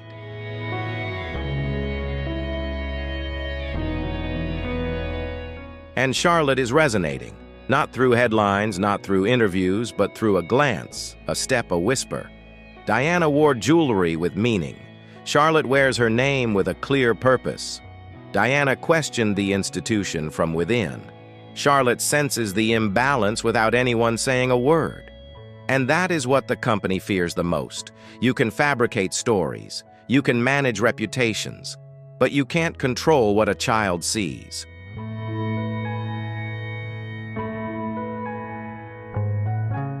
If Charlotte at just 9 years old can already sense which room is colder, which hand is more sincere, and which smile is empty, then the story is far from over. It's evolving. And in this evolution, Diana's voice has not faded. It is becoming sharper. What will the future hold? The monarchy has always existed through silence, through structure, through traditions wrapped in ceremony. But what happens when the future learns to speak? What happens when that future braids her hair, asks questions, and bows only when it feels right? What happens when her name is Charlotte?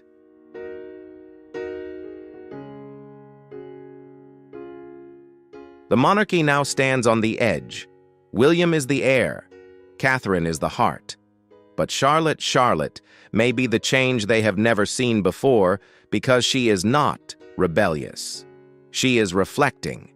And her reflection is what the crown has tried to control for generations, the truth of humanity. The question isn't whether she will become queen.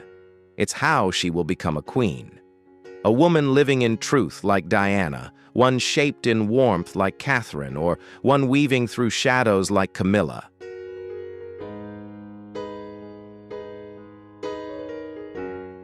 She may still be many years away from titles or duties, but her presence carries weight. Her instincts have made people wary behind the palace walls. Her voice, no matter how soft, is bending the steel of centuries-old tradition.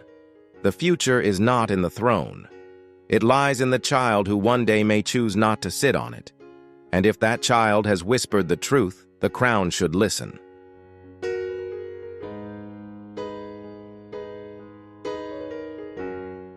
Because what Charlotte sees now will shape the next monarchy.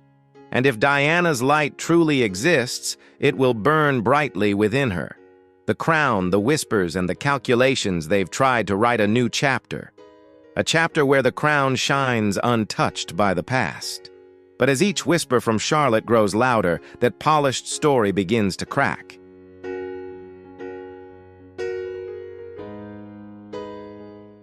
Those within the royal family hope that time will soften Diana's legacy, that Camilla's crown will shine brightly in her own way.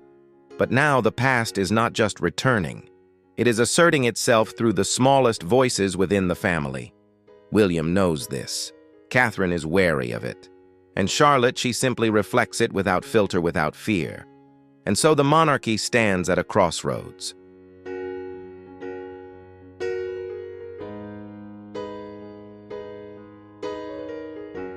The crown still rests on Charles's head, but the future is quietly taking shape in school hallways, garden paths, and the whispered questions behind palace doors. A child asks why some people pretend to be kind, and suddenly the history of many generations echoes through that question. Because once a whisper is spoken, it cannot be taken back, and the truth it carries cannot either. Camilla's crown and Diana's curse.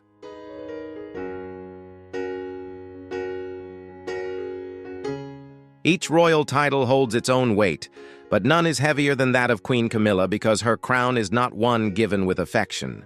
It is a crown forged through fire. Time has granted her a new appearance. The public has been asked to forget, but the echoes of Diana are not so easily silenced. And now, in the era of Charlotte, that echo resounds even more loudly.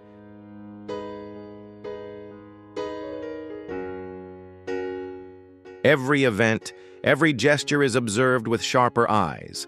Camilla walks through a family that accepts her presence but rarely embraces it. And Charlotte, quietly, perceptively, unwaveringly, has become the symbol of that unease. Camilla may reign beside a king, but she will never escape the queen who was never crowned. Because Diana left behind more than just sorrow. She left a warning.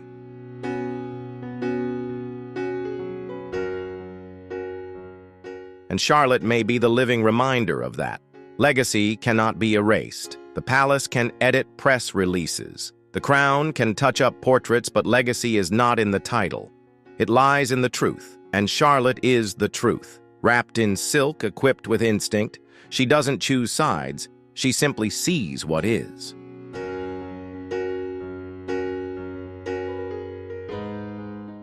Camilla holds the crown, but Diana holds the memory of the world. And through Charlotte, that memory moves, breathes, and waits. No royal decree can control the heart of a child. No ceremony can dictate her emotions. and what Charlotte feels one day may change everything. The question is no longer whether she will see the truth, but what she will do with it when the time comes.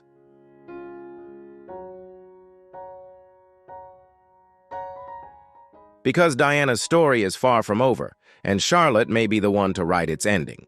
So what does this hidden ring mean for William and the future of the crown? Diana may have gone, but her voice is clearly still there. Thank you for staying until the end. If this story moved you, don't forget to like, subscribe, and share your thoughts in the comments. We truly appreciate it. It's time. After many years of silence, Princess Diana's sister, Lady Sarah McCorquodale, at 60 years old, has finally decided to speak up and reveal all the secrets that many have been wondering about for so long. The rumors about Diana's private life, her relationship with Charles, and the controversial events within the royal family, all of these are now being clarified by Sarah in this video. The untold details and insights from a unique perspective will surely surprise you. If you're curious about these secrets, leave a 1 in the comments. If not, comment 0 to let us know your thoughts. Don't forget to enjoy the video and hit the subscribe button to support the channel. Beyond her role as a sister, Lady Elizabeth Sarah Lavinia McCorquodale, born on March 19, 1955, has dropped a bombshell after years of silence and avoiding the painful issue surrounding her sister Diana. She has found the courage to answer the questions on many people's minds in a documentary honoring Princess Diana. Sarah opened up about the events leading to Diana's death. She mentioned that her sister was very serious about wearing her seatbelt, so why didn't she do so? That night, Sarah also expressed her frustration when people kept saying that Diana was injured and expected to recover that night in the tragic accident. Have you ever wondered what happened? We understand there is still much to clarify. So sit back and relax as we dive into Lady Sarah's life and why she became the focal point of the rumors surrounding her sister's death.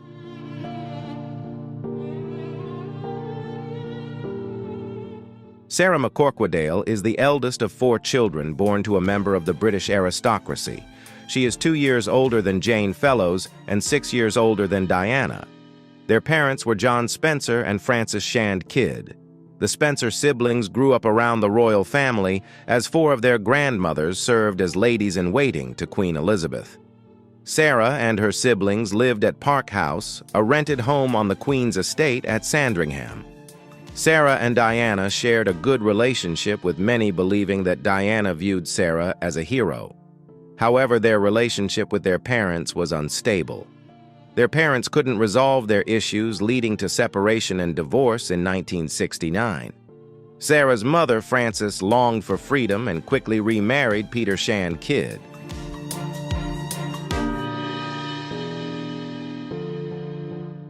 When Sarah's father was given the title of Earl, Sarah was granted the title of Lady, and her family moved to live at Althorpe. Later, Sarah's father married Rain, the Countess of Dark, a decision that was not accepted by the Spencer children, causing tension between them and their stepmother for many years.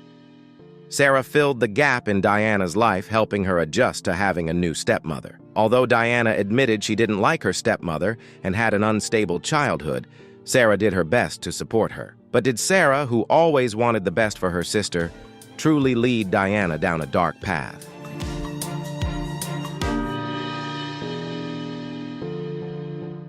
The story of Princess Diana and the royal family's secrets has always attracted attention, and now, with the revelations from her sister Lady Sarah, everything will be clarified. Do you have any questions about Diana's life or the royal family? Leave your questions or thoughts in the comments. Don't forget to like the video and subscribe to the channel so you don't miss other fascinating stories.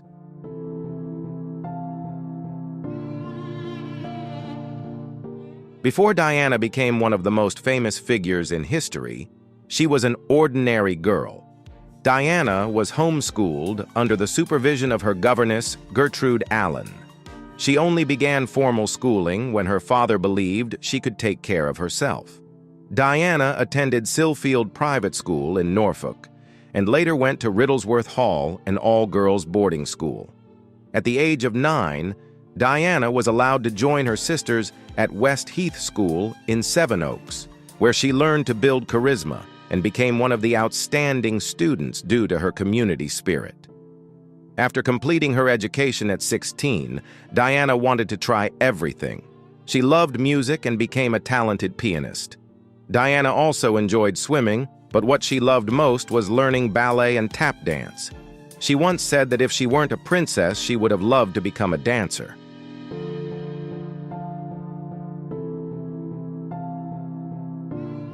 Diana wasn't afraid to explore the world. She moved to London and lived in an apartment with other girls, learning how to live and taking life as it came. There were rumors that Diana worked as a nanny, taught dance to young people, was a nursery assistant, and even worked as a party hostess. She found her place in London and became best known for working as a teaching assistant at the Young England School in Pimlico.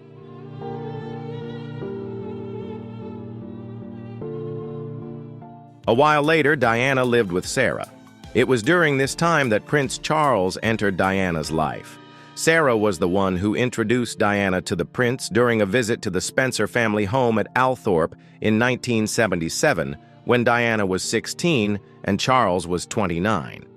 The prince was there for a hunting trip, and Diana recalls that they met in the middle of a plowed field. According to an article in the Daily Times, when Charles looked at Diana, he thought she would make a suitable wife and future queen, while Diana was captivated by the young prince. Before meeting Diana, Charles had had several romantic relationships, and this wasn't the first time the prince had set his sights on a girl from the Spencer family.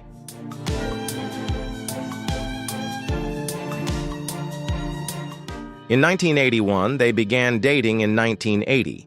And it took them 13 meetings before they publicly announced their engagement and marriage. Diana initially denied rumors about their engagement until they were ready to make it official. Everyone was happy for the new couple, and Queen Elizabeth II also took a liking to Diana. Sarah also approved of her sister's relationship with the man who would become king.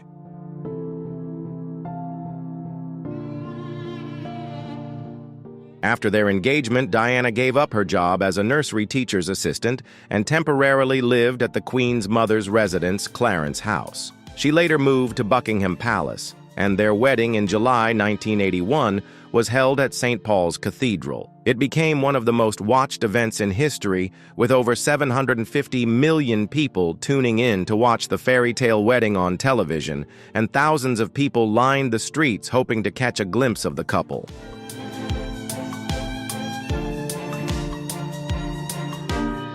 After their marriage, Diana became the Princess of Wales, and the public immediately embraced her as she carried out her royal duties. She represented the Queen on many occasions, one of which was at a Commonwealth event. People thought of Diana as a shy princess, but she had a unique charm and allure.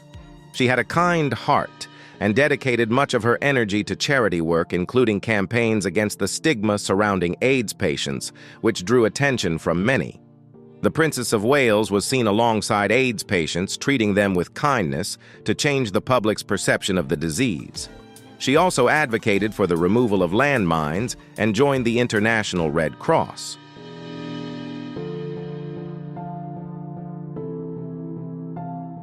Charity was not just a duty for Diana, it was her purpose in life.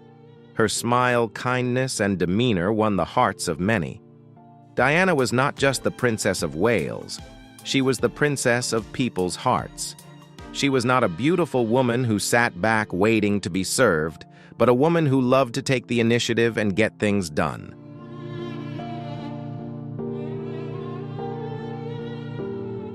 You might wonder where was her sister when Diana joined the royal family. By the time Charles and Diana got engaged, Sarah was married to Neil McCorquodale, with whom she had 3 children, George, Emily, and Celia. Sarah and the princess remained close after Diana married Charles. She was also involved in royal duties and sometimes accompanied Diana on official trips as a lady-in-waiting. One such trip was a royal visit to Nepal in 1993. Although she didn't appear much in the media, Sarah was always present in her sister's life.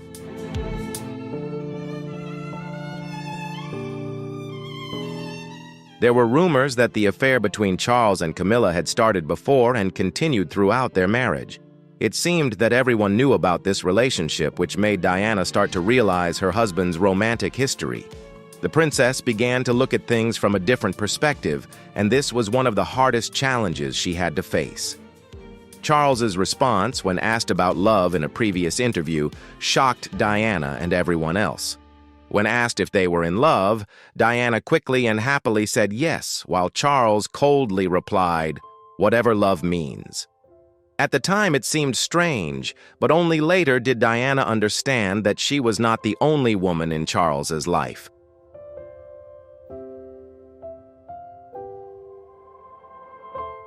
Initially, Queen Elizabeth II had a positive impression of Diana due to her noble background. She believed Diana would easily adapt to royal life. However, over time, the differences between Diana and the Queen became more apparent. Diana was very open about her emotions, especially when she was feeling sad, while the Queen always kept her emotions under wraps, maintaining a calm and composed demeanor. This created a significant issue between them. Diana often cried when things became too overwhelming, while the Queen was confused by these emotional outbursts. Diana sought guidance and comfort, but their contrasting personalities made it difficult for them to truly connect.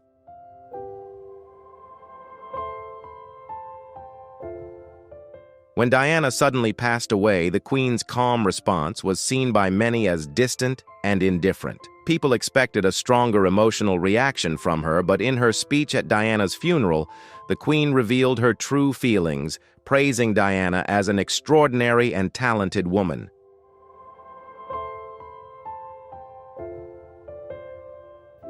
In 1977, Diana first met Prince Charles when she was just 16 years old and he was 29. The prince was drawn to Diana's lively and charming personality. By 1980, Charles felt the need to marry a young aristocratic and virginal woman, and Diana seemed to perfectly fit these criteria. Their relationship became more serious when they reconnected at a friend's house.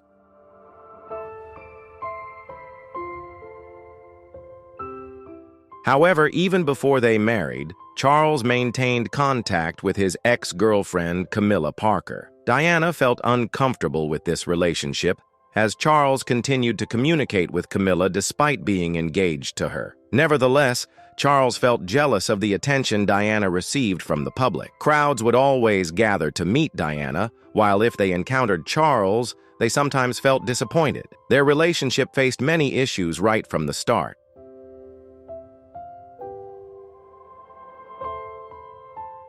Diana and Charles both betrayed each other, and although they tried to repair their relationship, these efforts ultimately failed. In December 1992, they decided to separate, officially ending their marriage. After Diana's death, Charles helped the family bring her body back from Paris to England. This act demonstrated his respect and feelings for his ex-wife, even though their relationship had been fractured for years.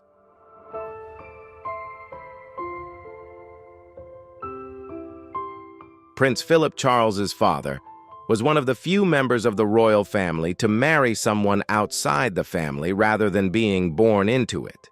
Because of this, he could understand the challenges Diana faced when confronting the rules and difficulties of royal life. When Diana's marriage encountered trouble, Philip tried to support her.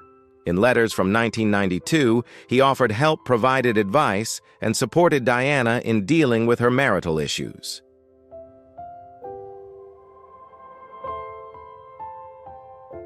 However, despite Philip acknowledging that he wasn't the right person to offer advice on relationships, Diana appreciated his efforts. She responded to his letters with gratitude and deep affection. Nonetheless, their relationship wasn't without its turbulence. Later, it was revealed that Philip had written 2 letters criticizing Diana, which left her feeling uncomfortable. A royal expert also mentioned that Diana began to see Philip as too strict, especially because he always prioritized the royal family's reputation over her happiness.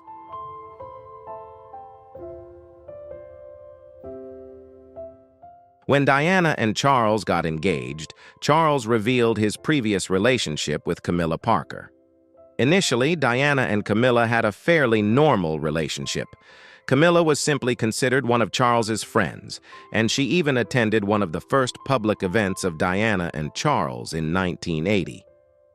However, after the engagement, Diana began to have doubts about Charles's relationship with Camilla, especially when she discovered a bracelet that Charles had made for Camilla, engraved with the nicknames Fred and Gladys.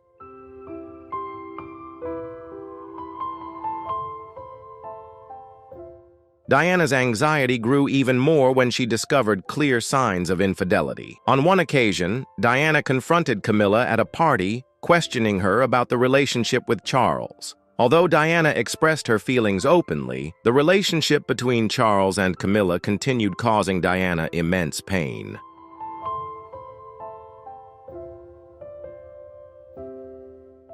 Despite experiencing much sorrow in her marriage, Diana found joy and encouragement from her strong friendship with Sarah Ferguson, a friend from childhood. Diana and Sarah were distant relatives, but their friendship grew stronger over the years during their teenage years. Diana helped Sarah become a part of the royal family by arranging for Sarah to sit next to Prince Andrew at a lunch in 1985.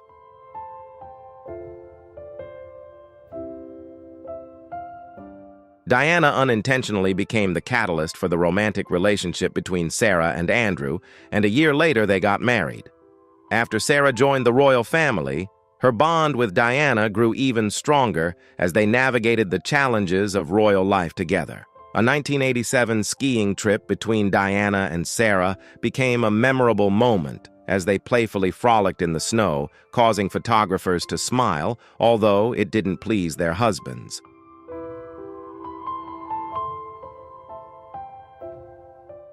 However, the friendship between Diana and Sarah faced some significant obstacles. The media constantly fueled rivalry between them, making the public believe they were competitors. Diana, with her beauty and elegance, always won the public's affection, while Sarah received more favor from the royal family. Despite this, their relationship was not able to withstand the pressures, and it eventually couldn't be sustained for long.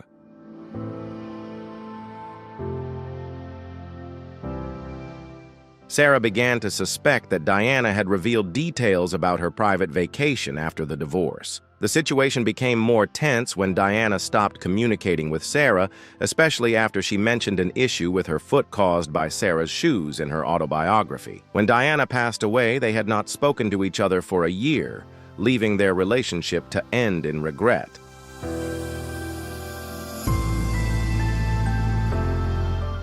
Diana's two sons, Prince William and Prince Harry, were always the center of her life. She had a special bond with her children and was deeply committed to raising them with love, care, and encouragement of independence.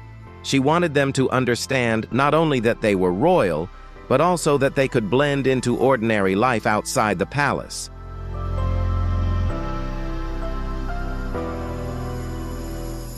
In a documentary released in 2017, 20 years after Diana's passing, Prince William shared that he thought about his mother almost every day. He recalled her lively personality and how she always made sure her sons understood that life was not just confined within the walls of the palace. Diana took her children on public buses, participated in activities at amusement parks, and even visited McDonald's. She wanted her sons to experience the lives of ordinary people and find joy in those simple moments.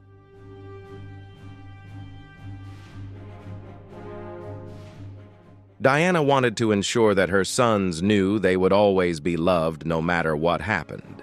She taught William to live freely and not worry about the future. Her lessons helped her sons feel more connected to the world outside the royal family. Harry, in an interview, shared his special relationship with his mother. He remembered the warm hugs from Diana, the way she would lift him up and hold him tightly in her arms. Each hug from his mother still lives in his memory, carrying her love even though she has passed away.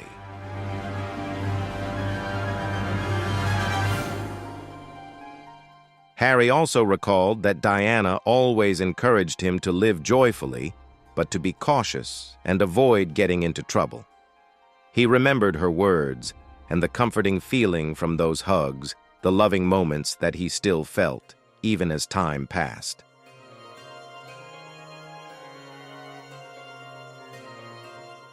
Have you ever heard the encouraging words of Princess Diana to Harry? Her advice helped him through many challenges in life. If you feel moved by her motherly wisdom, leave a 1 in the comments. If not, leave a 0. Don't forget to share this video so more people can feel Diana's love and wisdom.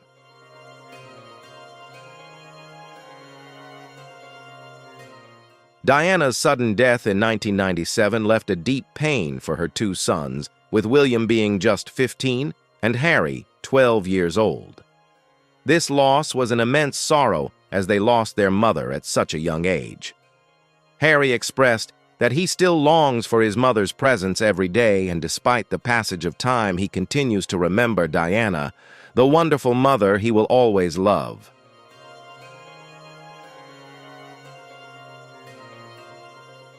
Princess Anne and Diana were very different women. Anne, with her simple style and love for a quiet life, always found peace in outdoor walks.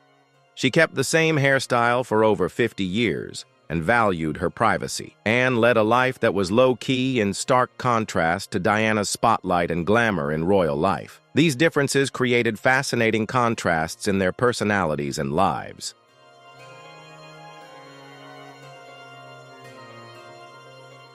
In contrast to Princess Anne, Diana loved the hustle and bustle of the city, often wearing glamorous dresses and engaging with the public. She became a fashion icon and one of the most photographed women in the world. Despite the stark differences in their lifestyles, there were still some similarities between them, especially in their charity work.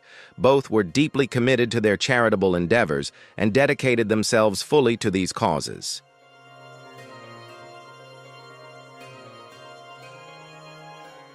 Princess Anne dedicated herself wholeheartedly to charity work and was even nominated for the Nobel Peace Prize in 1990 for her contributions to the organization Save the Children. Like Diana, Anne also wanted her children, Zara and Peter, to have a normal life, which is why she declined royal titles for them. However, despite sharing similar values, the relationship between Diana and Anne did not improve.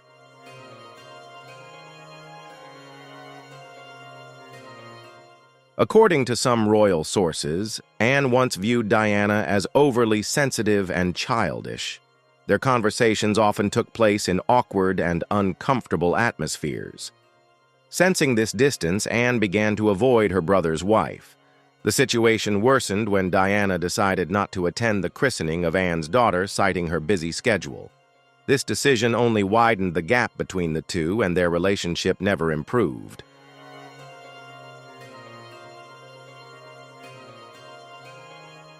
Diana also had a complex relationship with Princess Margaret, Queen Elizabeth's sister. Initially, Margaret had a great fondness for Diana, as she too was a prominent woman in the public eye.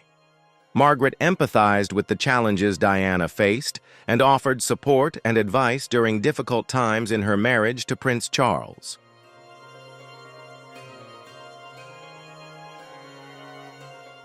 However, Margaret's support for Diana ended after Diana's interview with BBC's Panorama program in 1995. Although Diana did not directly criticize anyone, her words were interpreted as a criticism of the royal family. Margaret, who was always loyal to the monarchy, felt personally offended. After the interview, she severed all contact with Diana and never spoke to her again. Margaret even went as far as to destroy all the letters Diana had sent her and did not bow her head when Diana's coffin passed by during the funeral.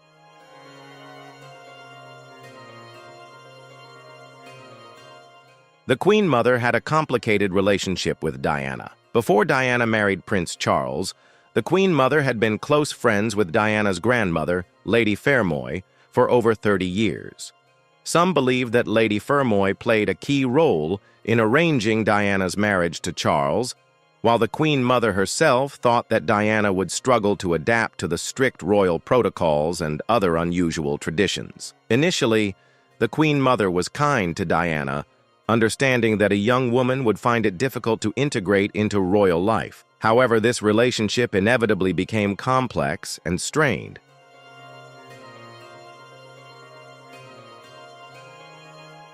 Diana was very close to and fond of Prince Charles, but she felt sad when she realized that Charles valued the opinions of his mother and grandmother more than hers. This feeling of being sidelined made Diana increasingly isolated in her marriage, as if her voice held no significance. It created a large rift between them, leaving Diana feeling abandoned.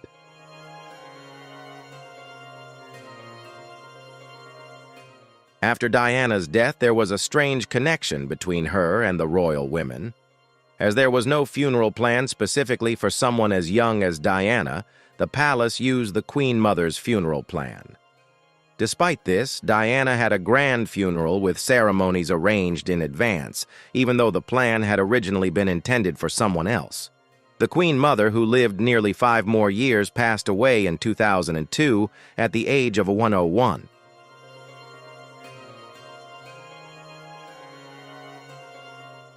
Diana did not get along with Princess Michael of Kent, whom she considered arrogant and difficult.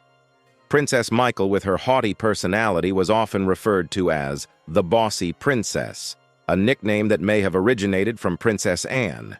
Diana also called her U-boat commander, a nickname that carried a particular meaning.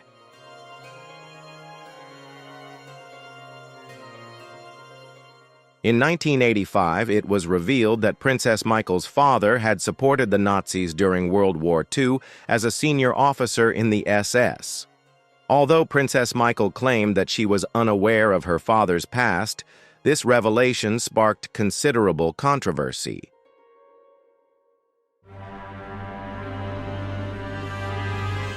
Princess Michael faced significant criticism in the years that followed due to her offensive comments. A notable incident involved her being accused of telling a group of black diners to return to their designated area, although she denied the allegation. She was also criticized for naming 2 black sheep after famous tennis players Venus and Serena Williams. These actions caused Diana to disapprove of her, and she could not accept such attitudes.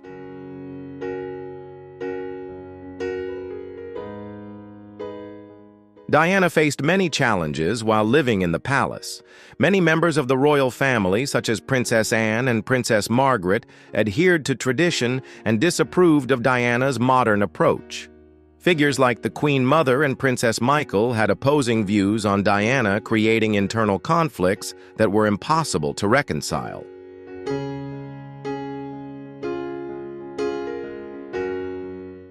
Despite the challenges, Diana maintained her dignity and confidence. She dedicated herself to raising her children and engaging in charity work. Even in the face of loneliness and dissatisfaction from some royal family members, Diana used her fame to raise awareness about social issues and challenge royal norms. She openly expressed her emotions in public, something that some members of the royal family disagreed with, but it won her widespread admiration from the public.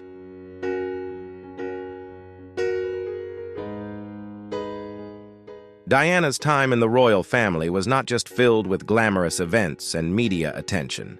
She endured many personal struggles and tensions within the palace. Although she gained the affection of the public, not everyone in the royal family was fond of her. Diana learned many valuable lessons during those challenging years, and she maintained her resilience even when facing strained relationships and loneliness within the royal family.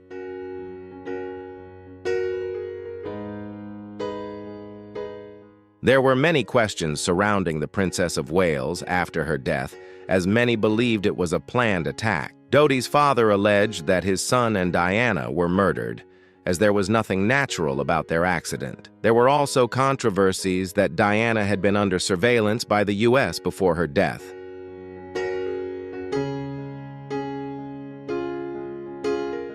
In an investigation to clarify the death of the princess, her sister Sarah was interrogated, and she revealed that Diana had called her from Al Fayed's luxury yacht to express her fear that she was being monitored. She believed the yacht had been bugged by Mr. Al Fayed. Lady Sarah mentioned that some believed MI6 was involved in the accident, while others thought that those chasing the princess and her lover were not ordinary paparazzi. Diana's bodyguard was also included in the investigation, but he claimed to have amnesia after the incident and couldn't remember any helpful details.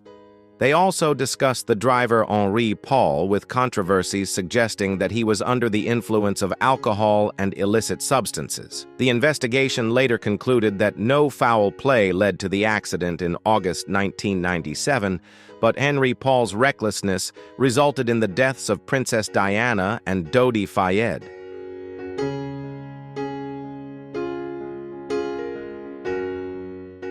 The case has been closed for a long time, but it cannot be denied that the princess threatened those in power. We will never know what really happened that night, as it remains a mystery. When Sarah openly decided that Prince Charles wasn't the right match for her, perhaps she should have realized that the same could apply to her sister Diana. If Sarah could turn back time, she would make better choices and never introduce them to each other.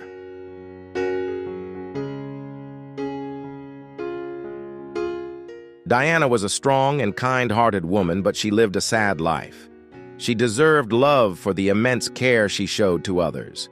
It seems she spent her whole life trying to be worthy, as being the heir to the throne is a big role to fill, but that shouldn't have led to the dark path of the beautiful princess.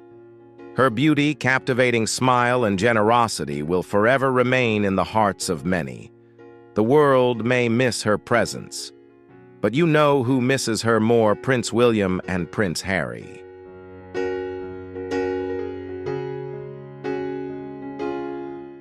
They experienced a deeper love from the princess, a mother who was not just behind the camera, but also dared to raise her children in ways that many considered unconventional for the royal family.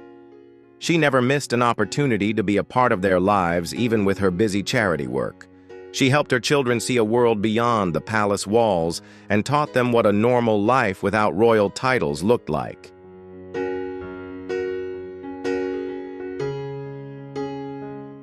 "20 years later, her children, Prince Harry, Duke of Sussex, and Prince William, Duke of Wales, have kept the memories of their mother alive as they visit her grave. They organize many memorials and concerts to honor their late mother. Prince Charles, who has long been married to his longtime lover Camilla, now reign as King and Queen of England after Queen Elizabeth passed away in 2022. Every year, many continue to remember the beautiful Princess Diana. She may have passed, but her love remains fresh in the hearts of many.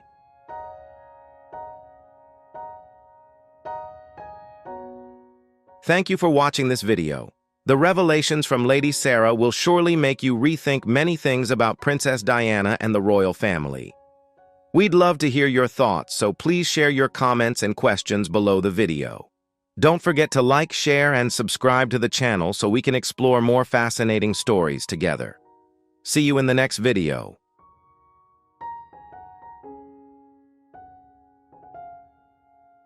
Princess Anne has just revealed King Charles's final wish, and what happened next left Prince William and Prince Harry completely stunned. This wasn't just a regular royal announcement.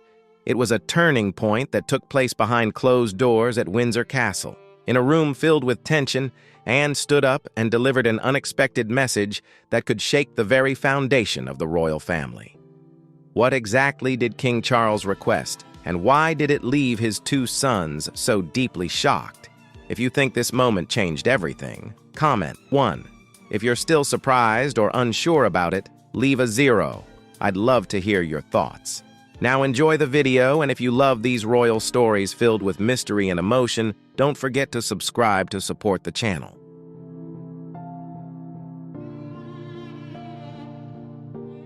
Recent reports have revealed an escalating conflict between Prince Harry and King Charles.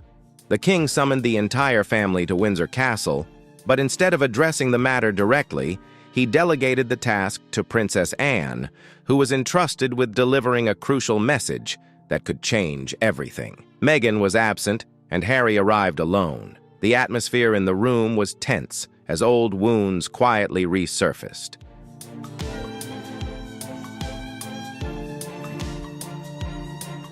Princess Anne stood up, calm yet resolute, and revealed the king's final wish, something none of them had been emotionally prepared for. What followed wasn't just a shock, it was an emotional collapse. William stood frozen, stunned by the sudden weight now placed on his shoulders. As for Harry, already estranged from the family, he felt every possible exit slowly closing in on him.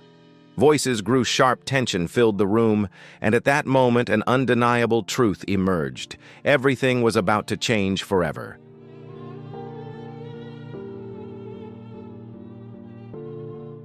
This isn't the end. It's the beginning of an unexpected turning point, elevating the conflict to a new level. As Princess Anne rose, tension permeated the room. Those who had previously criticized the royal family would be silenced by this moment.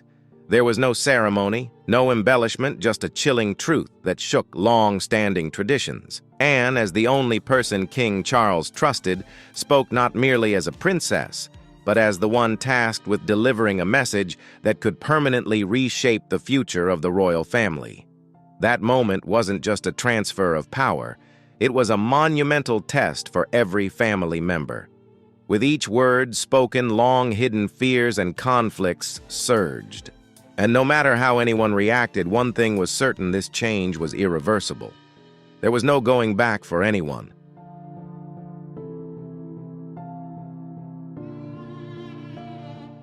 Do you think William is ready to take on this responsibility, or should it fall to someone else? Share your thoughts in the comments. I'm really curious to know who you think should take the lead in this sensitive time. And what about Harry? After everything that has happened between him and the family, do you think he still has a chance to come back, or are all doors truly closed? Comment, still a chance, if you believe in reconciliation, or hopeless if you think it's too late for that.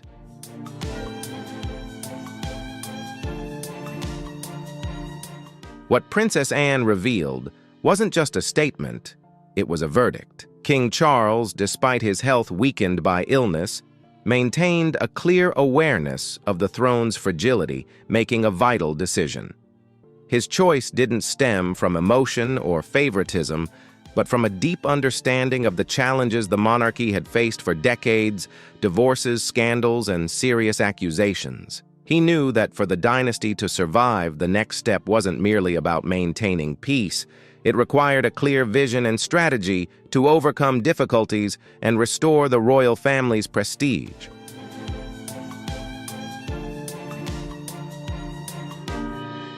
And he chose Anne, not William, not Camilla, and not the royal advisors, but Anne.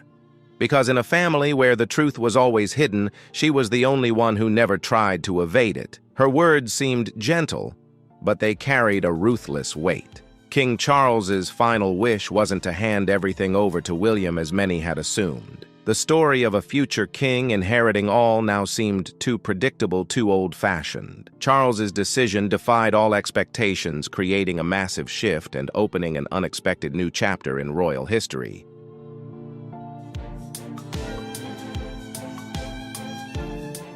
Instead, the king outlined a strategic plan, a division of influence, roles, and responsibilities that transcended all ties of blood and title. William remained the heir to the throne. That was unchanged. However, Charles chose a broader vision. He clearly saw the fractured relationships, public speculation, and echoes of history to forge a new path, a path that would not only protect the monarchy, but also potentially end the long-standing chain of tragedies devastating the royal family, bringing lasting hope and harmony.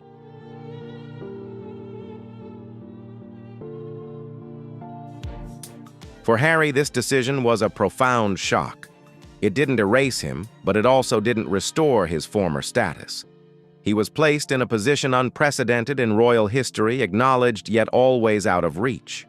Succession was now not just about assets, but about influence and standing about who would be remembered as the future of the monarchy and who would become a discordant, faded footnote in the flow of history.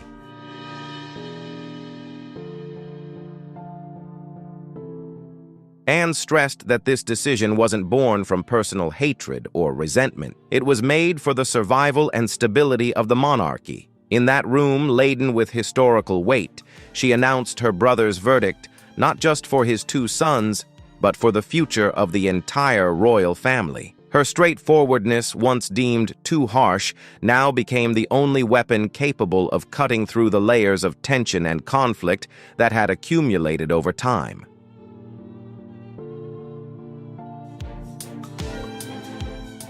As the initial shock subsided, fear surged. If Charles had made such a decision discreet yet symbolic, something far greater must have compelled him. Behind the king's bold choice lay a deeper story rooted in historical events and unhealed wounds. To understand his final wish, we must return to the past, to moments when the monarchy's fate was decided by unexpected turning points. If you're interested in inside stories from the royal family, be sure to subscribe to the channel so you don't miss fascinating videos about untold secrets and hidden corners of the royal palace.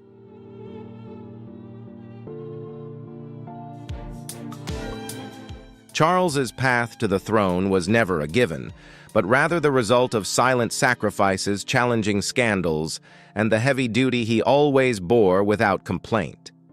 Everything began with a decision that shook the monarchy nearly a century ago when Edward VIII abdicated for love.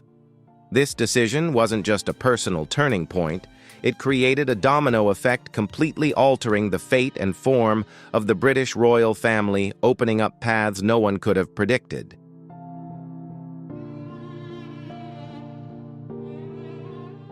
Edward's younger brother, George VI, reluctantly ascended the throne, shouldering immense responsibilities only for his early death to force a young, unprepared girl to become Queen Elizabeth II.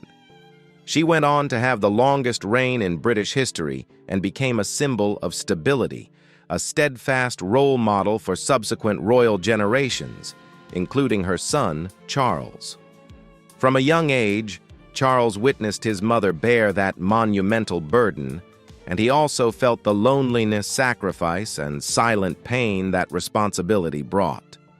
For him, destiny wasn't a romantic tale or a myth, but a harsh, cold, and challenging reality.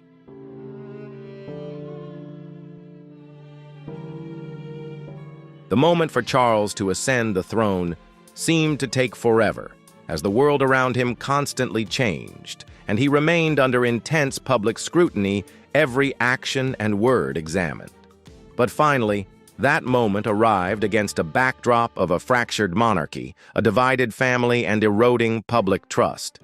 When Queen Elizabeth II passed away in 2022, Charles not only lost his beloved mother, but also the last symbol of stability within the royal family. Immediately after his ascension, he faced a cancer diagnosis, making time, which he had always considered an invaluable asset, limited and filled with anxiety. He was no longer a prince with an open future, but a king burdened with historical responsibility, needing to act swiftly and skillfully to avoid repeating the chaos of the past.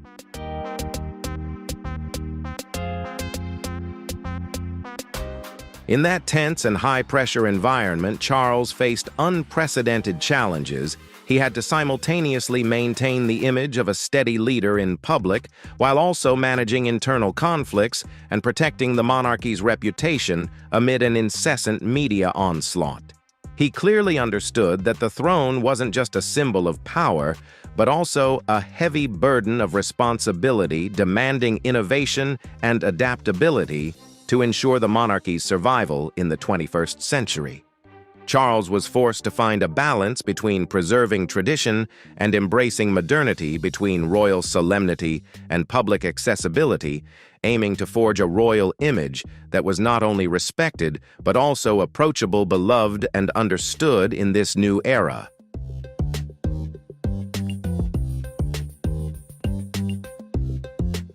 Now, every decision isn't just about protecting William. It's about safeguarding the very essence of the monarchy itself. Charles began making choices not based on tradition, but on survival, personal, emotionally charged, and incredibly bold strategies. His final wish wasn't designed to follow the mold, but to break it, even if that meant sacrificing himself to save the monarchy. Because the king had lived long enough to understand that the past wasn't a script to be replayed, but a warning that needed to be rewritten. As King Charles's reign slowly counts down, a new chapter is quietly forming behind closed doors. While the world watches him, another force is silently rising beside him, ready to change everything.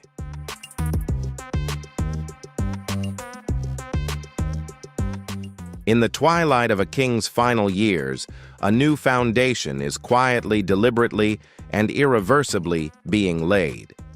William and Kate, once seen as the epitome of a modern royal romance, are now stepping into the most pivotal roles of their lives.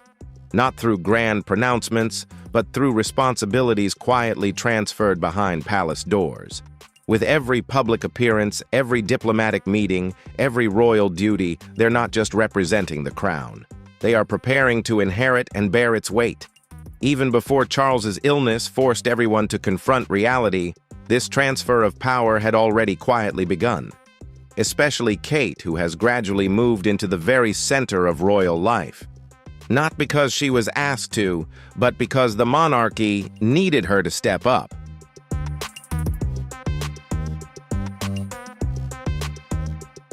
Even before the shocking cancer diagnosis rattled the royals, Kate had begun taking on greater responsibilities, attending events solo, quietly, spearheading important projects, hosting international dignitaries, always maintaining the demeanor of a future queen. Unlike those who previously resisted royal expectations, Kate never backed down. She adapted, grew through each challenge, and earned respect not only from the public but also from the royal family itself.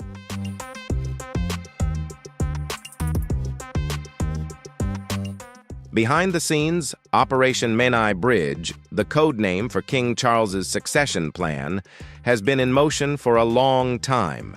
This plan meticulously outlines every step the royal family will take the moment Charles passes away or abdicates, from informing the Prime Minister and lowering flags to transferring the king's body to Westminster Abbey. Every detail is carefully rehearsed like a precise dance, preparing for a perfect and seamless transfer of power.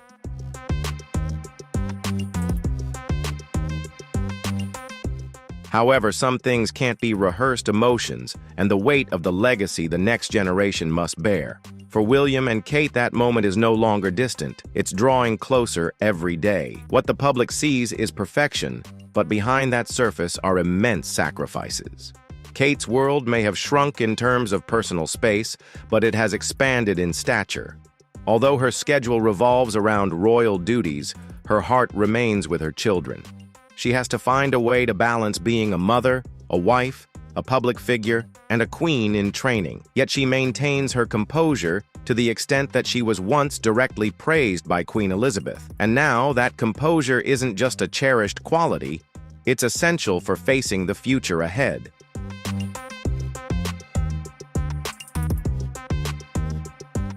When the inevitable happens, when Charles no longer holds the throne, public attention won't just converge on William, but on Kate as well. Although William has been prepared for years to be king, he now faces the reality of his father reigning under declining health. This forces him to prepare sooner, become more decisive, and shoulder far heavier responsibilities than he ever imagined. William no longer has the luxury of waiting decades as his father did. The monarchy demands immediate succession with great strength and adaptability. This pressure now rests on his shoulders, while a brother still watches from afar and perhaps won't remain silent for much longer.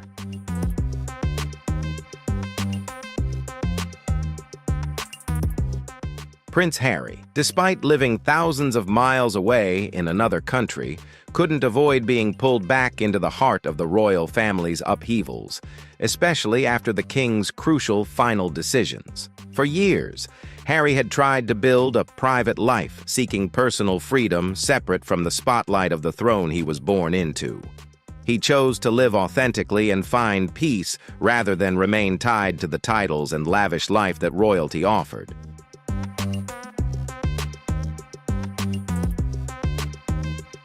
However, no matter how much Harry tried to distance himself and live life on his own terms, the royal system relentlessly pulled him back. The weight of tradition and family duty, like an invisible tether, constantly drew him in, forcing Harry to confront difficult challenges and choices.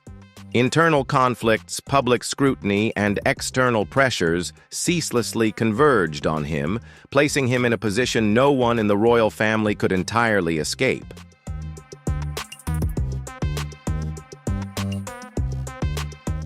Even so, Harry has held firm to his own resolve, and will striving to find a balance between family affection and personal freedom between past and future. His story is a vivid testament to the ongoing conflicts within a modern royal family, where personal liberty sometimes comes at the cost of heavy responsibility and duty. Harry isn't just a member of the royal family. He's also a symbol of the struggle between tradition and change, between public scrutiny and a challenging private life.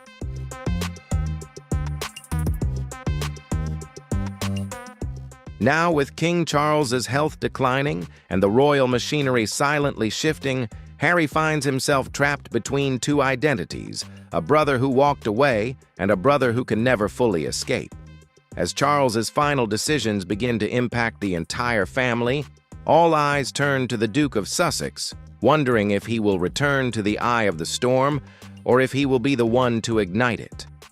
His relationship with the royal family continues to fracture irreparably. While the public still hears declarations of love and respect, what unfolds behind closed doors tells a different story, one of darkness and tension.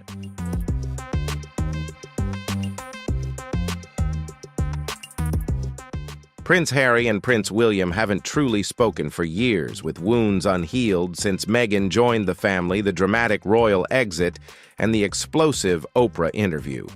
These conflicts have never mended, and Harry's memoir Spare, with its deep and unforgiving criticisms, made reconciliation almost impossible.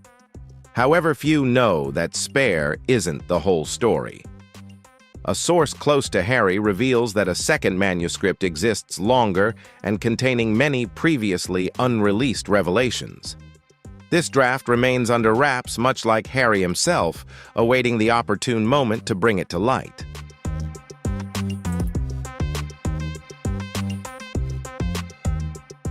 Now, as King Charles quietly battles illness and William gradually prepares to ascend the throne, speculation about Harry continuing to observe and chronicle his life grows stronger. Within royal circles, many believe a second memoir will soon be released, promising new and deeper insights into untold stories. Its launch could once again shake the royal family, while also opening dramatic new chapters in the story the entire world is following.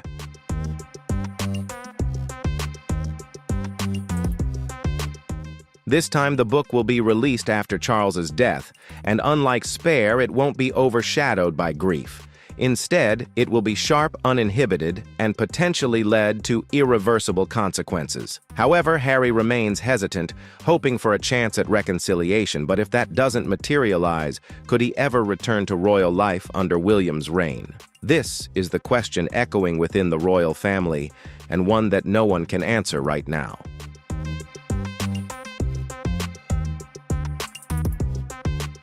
Legally, Harry is still a prince by blood, but titles now mean nothing when trust is shattered. For William, Harry's actions have crossed a point of no return, and upon ascending the throne, William will have the power to define his position, or perhaps no place at all. Some still believe there's hope if Harry makes the first move, but many others warn that it's too late, as every interview and minor action by Harry only pushes him further away from the royal family.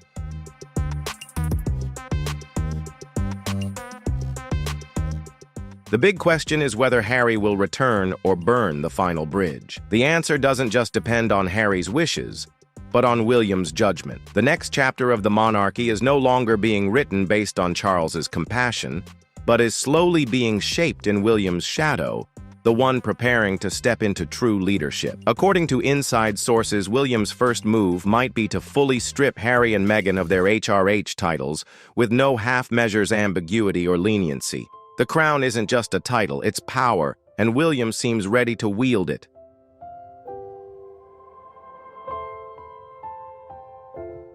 As the Prince of Wales, William undertakes a range of crucial diplomatic and royal duties. His responsibilities include traveling globally as a representative of the royal family, attending formal events on behalf of the Queen, and engaging in charitable work to support communities. He also participates in ceremonial and symbolic royal activities, from hosting elaborate banquets to representing the British government in other nations. With each assignment, William demonstrates himself not only as an active royal, but also as a dedicated individual always ready to contribute to the monarchy's development and prosperity.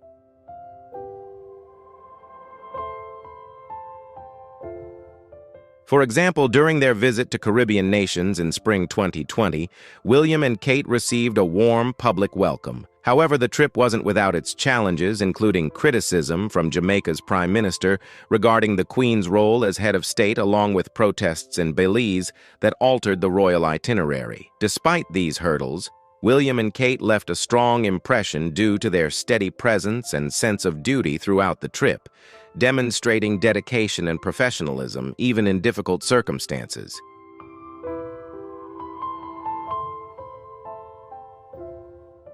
On May 6, 2023, William participated in King Charles's coronation, where he knelt and pledged allegiance to his father. Should King Charles become unable to perform his duties, William as heir would assume the role of regent.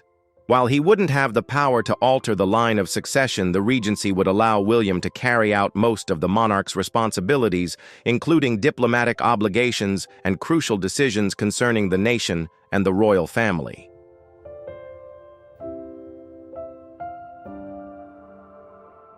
William and Catherine have always been warmly welcomed on their international visits. In 2011, Canada was their first destination after the wedding, including stops in Ottawa, Quebec, Prince Edward Island, and Alberta. The visit strengthened the close relationship between Canada and the United Kingdom, featuring events such as Canada Day celebrations and tours of local communities.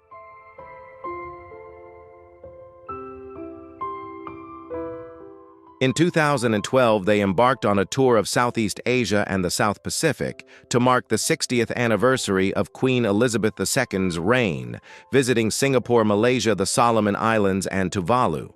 This trip not only aimed to strengthen diplomatic relations, but also served as an opportunity to explore significant cultural sites, meet with local leaders, and participate in the unique traditional ceremonies of each country.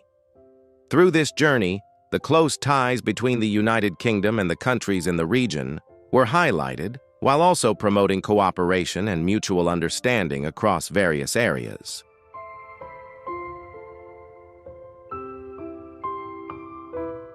In 2014, William, Catherine, and their son, Prince George, undertook a tour of Australia and New Zealand. This was Prince George's first international trip, with an itinerary that included the cities of Sydney, Canberra, Wellington, and Auckland. The visit not only aimed to promote charitable organizations, but also helped strengthen the close ties between the countries of the Commonwealth.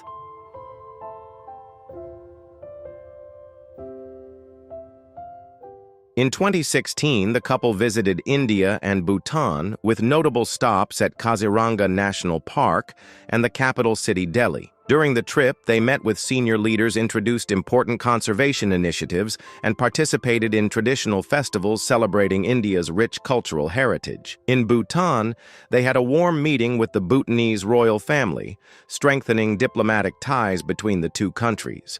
The journey also reflected their deep respect for culture and the environment as they undertook the trek to Taksang, the famous Tiger's Nest monastery.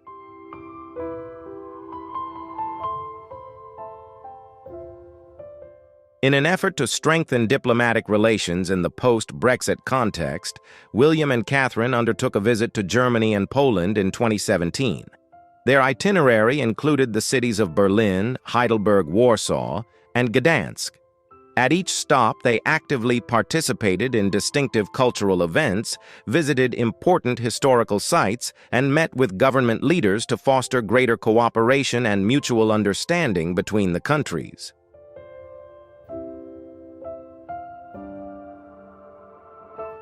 Prince William has long been a powerful advocate for ending homelessness and raising awareness about mental health. Deeply inspired by his late mother, Princess Diana, an icon of compassion and empathy, William has consistently infused these humanitarian values into his work, tirelessly striving to create positive change within communities.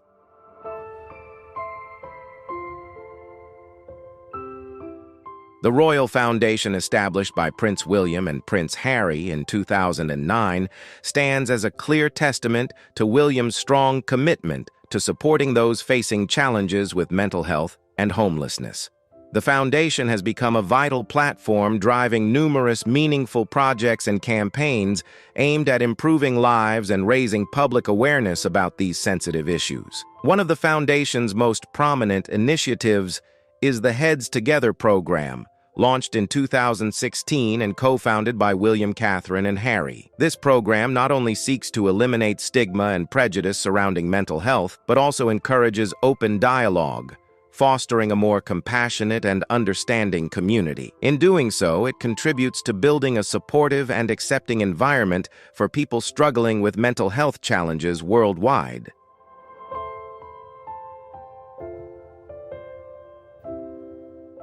Prince William is also keenly aware of the importance of mental health in the workplace and has supported initiatives aimed at improving the emotional well-being of employees. Alongside Catherine and Harry, he helped establish the Shout service in 2019, the UK's first 24/7 crisis text line. Shout provides free and confidential support to anyone in need, becoming a lifeline for those who may feel uncomfortable seeking help through traditional channels.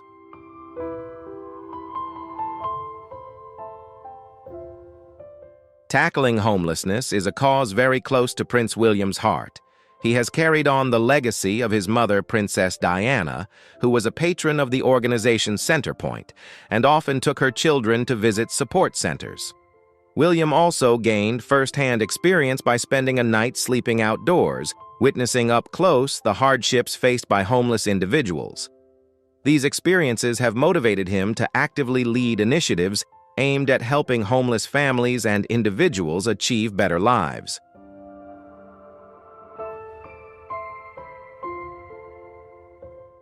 Centrepoint is a non-profit organization in the UK that supports homeless youth in finding housing, education, and employment. In 2005, Prince William followed in his mother's footsteps by becoming a patron of Centrepoint, demonstrating his commitment to the organization's mission. Additionally, he has contributed to The Passage, a London-based charity that assists homeless people in the city. William and his mother made their first visit to The Passage in 1993. He supports these organizations through financial donations, raising awareness, and participating in charitable programs that provide housing, food, and essential supplies to those experiencing homelessness.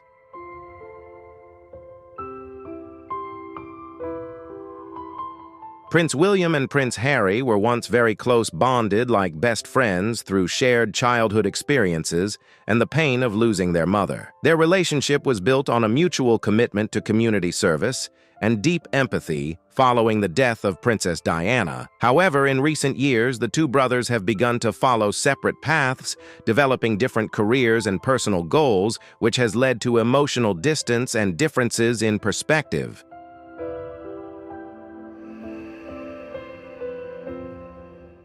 After the wedding of Prince William and Duchess Kate, the royal staff and their teams continued to coordinate managing schedules and communications.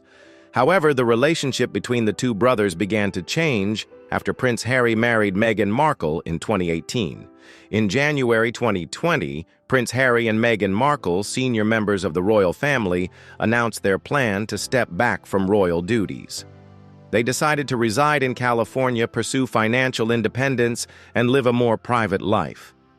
This decision, often referred to as the Megxit, became a significant milestone in the history of the British royal family.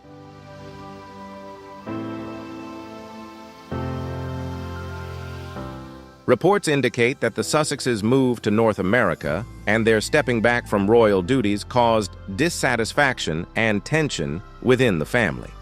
In a widely publicized interview with Oprah Winfrey in March 2021, Harry and Meghan shared the difficulties they faced, including allegations of racism and a lack of support regarding mental health issues. Some of Harry's remarks in the interview also suggested conflicts with his father, Prince Charles, and his brother William, beyond the issues within the royal system.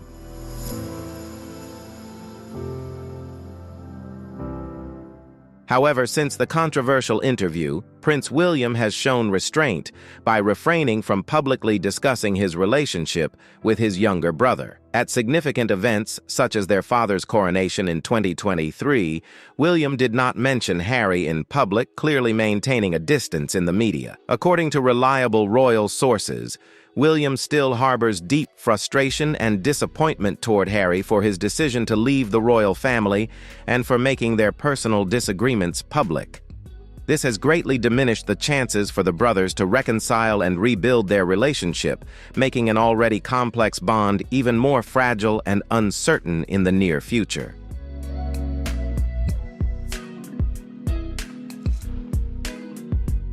Prior to this, Camilla Shand had a rather complicated and turbulent past, which has always been a point of controversy within the royal circles. She had several relationships that were not particularly smooth and was seen as not fitting the traditional image expected by the royal family.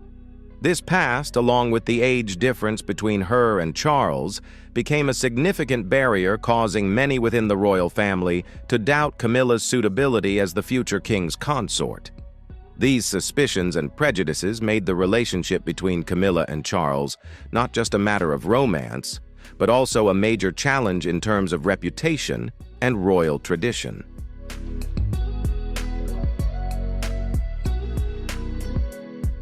The relationship between a spouse and their partner's ex is inherently delicate, becoming even more complicated when that ex is a well-known and influential figure within the royal family, such as Princess Anne. Camilla, who has always maintained a calm and discreet demeanor in public, has never openly shown any opposition toward Anne, yet those closely following the royal family have sensed a subtle tension simmering between the two. The situation grew even more awkward when Camilla's marriage to Andrew ended, and she subsequently married Prince Charles, Anne's brother. This not only made Camilla the wife of the brother of Anne's former partner, but also created an awkward and complex dynamic within relationships that had long been marked by disagreements among royal family members.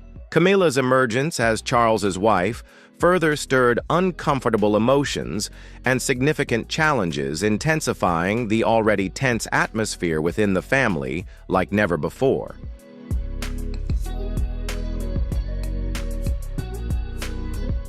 Even more than that, Camilla has long been seen by many as a key factor contributing to the breakdown of the marriage between Charles and Diana.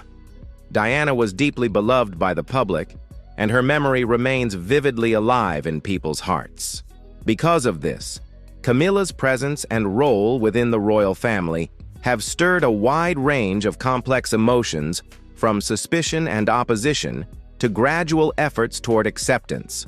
This not only created significant internal challenges within the monarchy, but also had a profound impact on the image and survival of the royal institution in the modern era.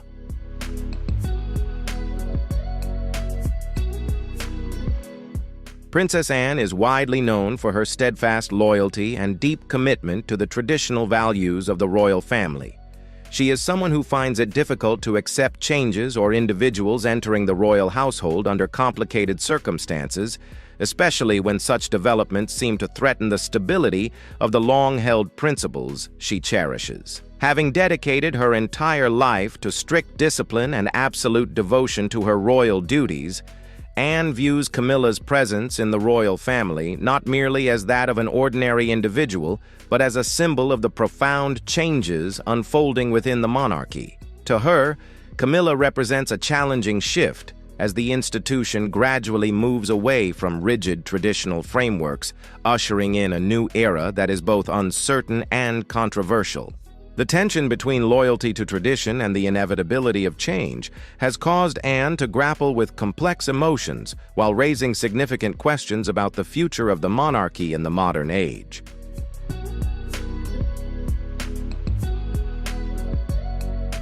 She may not personally dislike Camilla, but she certainly does not accept the choices that have led Camilla to her role as queen consort.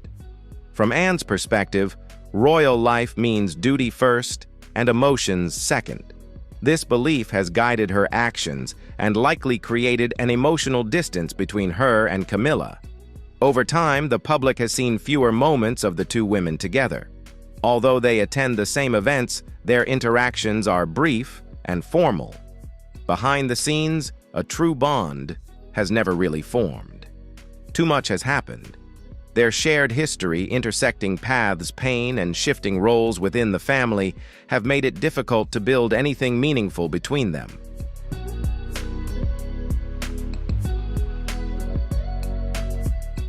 Anne has always demonstrated quiet strength and steadfastness in every royal duty she undertakes.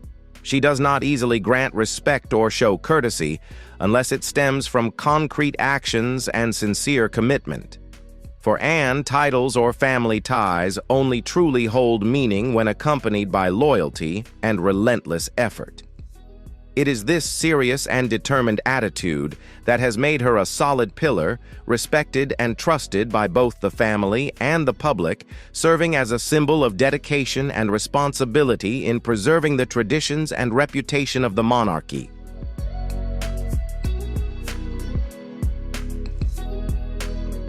Princess Anne has remained absolutely loyal to the crown and the monarchy for many decades. This loyalty was forged through years of dedication to her duties and a deep bond with her mother, Queen Elizabeth II. From a young age, Anne was raised in a strict environment surrounded by unwavering rules and responsibilities values that have guided every action she takes. Her commitment and devotion are evident not only in her official responsibilities, but also in the way she consistently puts the interests of the nation and the monarchy above all else, becoming a symbol of steadfastness and dedication in the hearts of both the public and the royal family.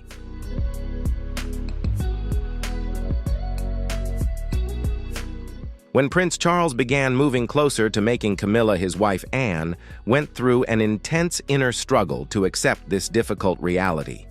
For her, it was not merely a matter of personal discomfort or opposition, but a profound threat to the values and traditions that the royal family has cherished and upheld for generations. Throughout Princess Diana's life, the relationship between Charles and Camilla was always at the center of public controversy and relentless criticism from the media and the public. Anne believes that the damage to the royal family's image and reputation caused by this situation during those years has left a deep and lasting mark on the minds of both the public and family members, significantly affecting the prestige and stability of the monarchy.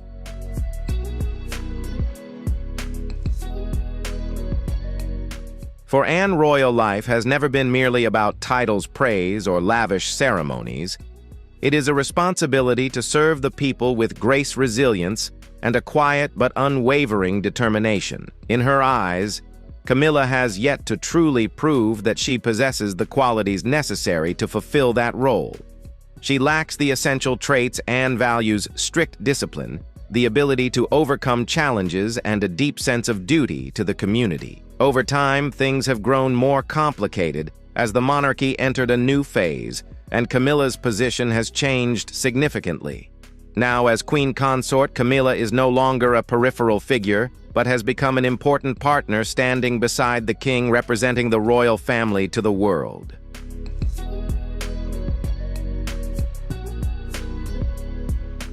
Prince William also plays a crucial role in this power shift. His clear support for Catherine has helped elevate her status and influence within the royal family. As the heir to the throne, William's loyalty and partnership are key factors. Meanwhile, Prince Charles must find a way to balance his duties as king with the complex relationships involving both his wife and his son's family. This balance is fragile, and any sign of favoritism or tension could deepen divisions. In this quiet yet very real competition for attention, approval, and influence, both women must navigate carefully and tactfully.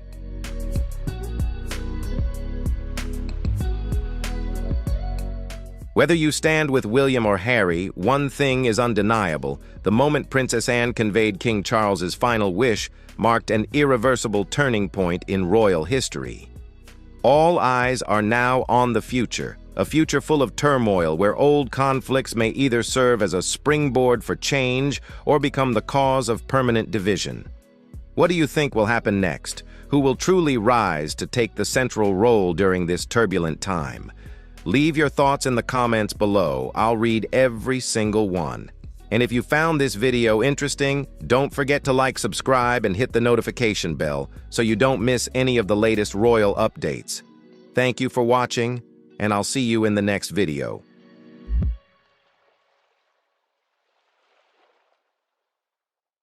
Prince William finally takes the throne as Princess Anne reveals King Charles's final wish. The royal family is facing a historic moment that could change everything we thought we knew about the monarchy. What did King Charles request in his final moments, and how will it impact the future of the royal family? Is Prince William truly ready to step into his father's shoes, or will this be a moment of uncertainty for the crown? You won't believe what Princess Anne just revealed. Stay tuned to discover the shocking truth, and don't forget to share your thoughts. Do you think William is ready? Leave a 1 if you believe he's prepared, or a 0 if you're not so sure. Remember to like, subscribe, and hit the notification bell so you won't miss any of the latest royal updates.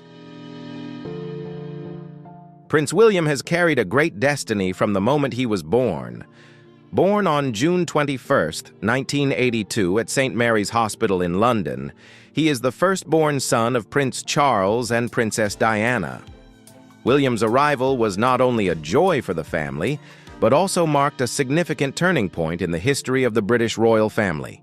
As the second in line to the throne just after his father, from the moment he was born, he carried a heavy responsibility. Although he was just a tiny baby, many could already see in him a future where he would inherit the throne and lead the country.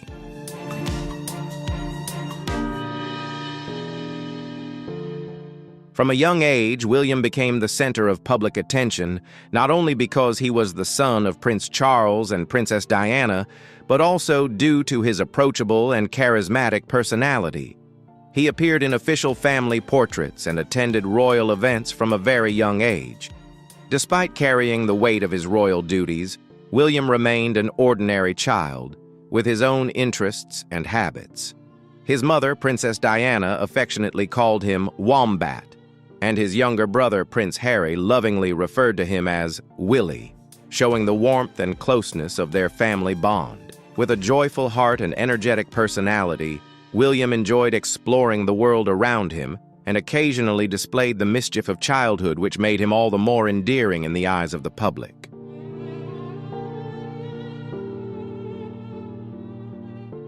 As William grew older, he gradually transformed from a mischievous boy into a calm and thoughtful young man. His years at boarding school saw a noticeable change in his character. He became more reserved and serious, showing maturity beyond his years. His mother, Princess Diana, often referred to him as the little philosopher of the family, due to his wisdom and his ability to listen and comfort others, especially her during difficult times. Despite being a prince, William always displayed thoughtfulness and reliability, making him someone Princess Diana could lean on. In 1991, at the age of 9, he made his first public appearance at a significant event, attending St. David's Day service at Llandaff Cathedral in Wales, marking a turning point in his public maturation.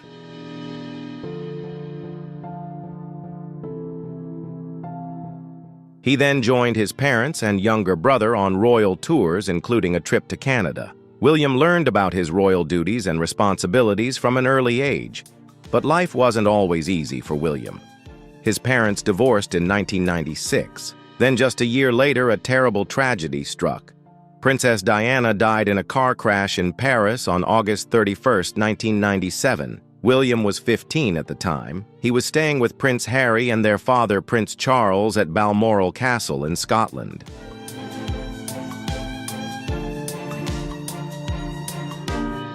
The very next day, Prince Charles had to share the heartbreaking news with his sons.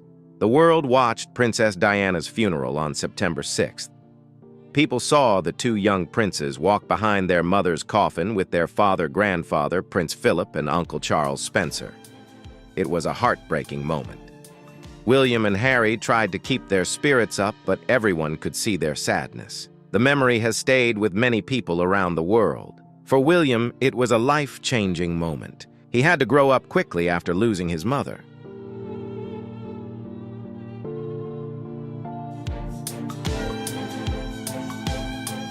After Diana's death, William went on to study at Eton College, one of the most prestigious schools in England. This was different from what his family had done. His father and grandfather had attended Gordonstoun School in Scotland. At Eton, William studied geography, biology, and art history. He also enjoyed sports such as rowing and water polo. Although he tried to live like a normal teenager, people kept a close eye on him.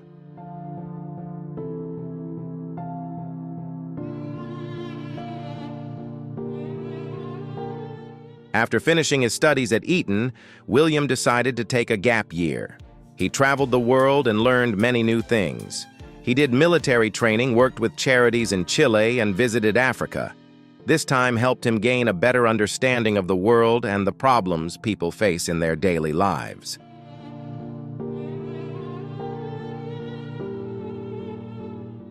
In 2001, William began university at St. Andrews in Scotland, studying geography. He lived in a dormitory with other students and got a taste of what life was like as a normal university student. It was there that he met Catherine Middleton, known as Kate.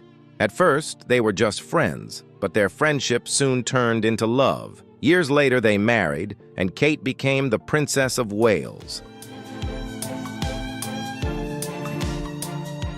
After university, William followed in the royal tradition by joining the military. In 2006, he began training at the Royal Military Academy Sandhurst. He became a second lieutenant in the Blues and Royals part of the Royal Cavalry. He then trained as a helicopter pilot for the Royal Air Force's Search and Rescue Team. By 2008, William had earned his pilot's certificate.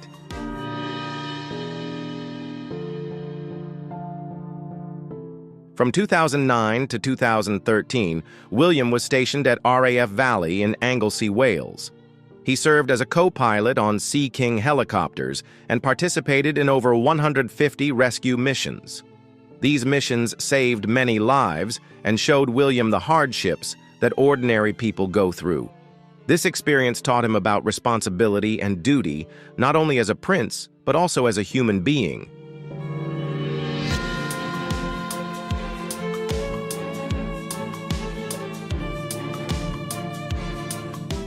At the same time, William began to take on more royal duties at the age of 21, becoming a state councillor, a position that allowed him to carry out official duties in the Queen's absence. He also began to make major royal visits, notably to New Zealand in 2005, to honor World War II veterans. These trips helped him build close relationships with Commonwealth countries, where he was always warmly welcomed.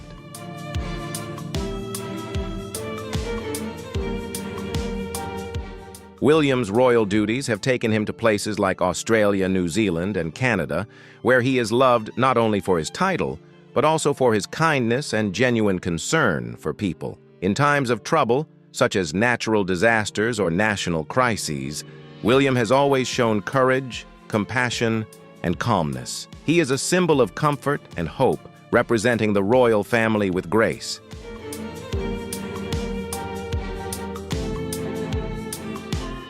Even while serving in the military, William did not abandon his royal duties. In 2010, he served as a co-pilot on a rescue mission near Liverpool. A year later, in 2012, he helped rescue sailors from a cargo ship in distress in the Irish Sea, a dangerous but rewarding task. These experiences helped William mature and prepare him for his future leadership role.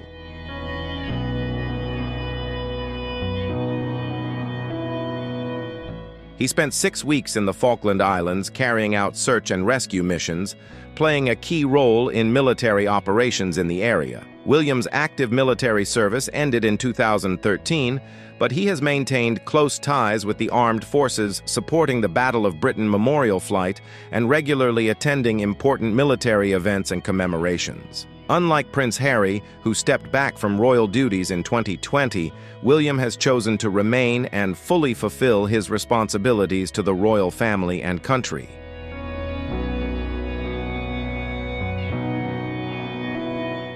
Along with Princess Catherine, William has taken on more work as the Queen has aged, becoming a much-loved couple. Together, they have focused on raising awareness of mental health, protecting children's rights, and caring for the environment, issues that are vital to modern society. Their dedication and compassion have been widely praised, demonstrating strong leadership and deep responsibility.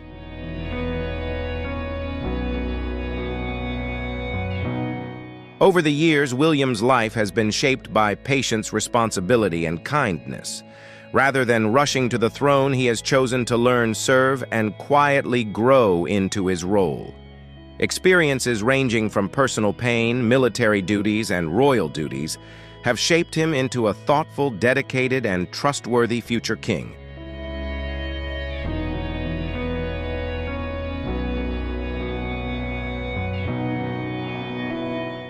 Prince William has been busy with royal duties, attending events, and carrying great hopes on his shoulders since birth. Everyone knew he would one day be king. His life has been filled with happy and sad moments, but everything changed dramatically when a lovely young girl named Catherine Middleton, affectionately known as Kate, entered his life at a very important time.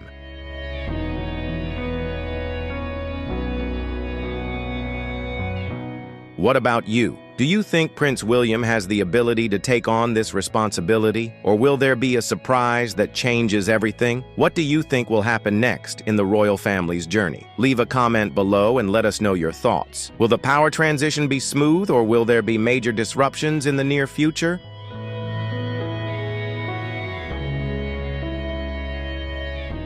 As William grew up and began to discover himself, Kate came into his life.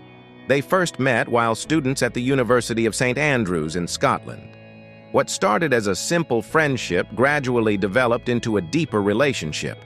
The couple shared happy moments, supported each other in life, and cherished the simple things away from the public eye. While the world watched, their love story grew quietly in private.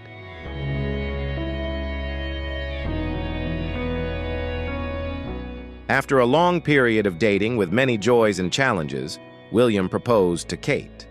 This moment was highly anticipated and became one of the most beautiful events. Their wedding took place on April 29, 2011, at the magnificent Westminster Abbey in London, attracting attention from all over the world as they exchanged their lifelong vows.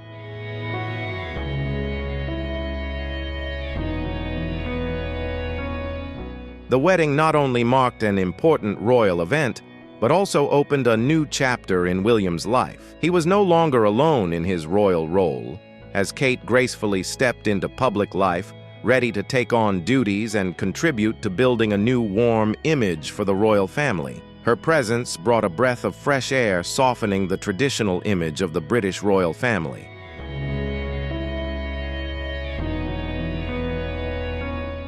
After getting married, Kate quickly adapted and lived her new role to the fullest. She always accompanied William to events, actively supported charities, and met people from all walks of life.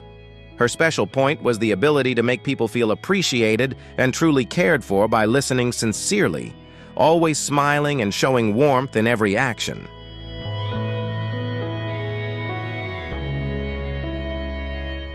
One of William and Kate's first decisions as a royal couple was to set up a wedding fund rather than accept individual gifts. They asked people to donate to worthy causes such as children, the elderly, military families, animals, and those struggling with health issues. In doing so, the couple made it clear that they wanted to use their positions to make a positive difference and help build a stronger community.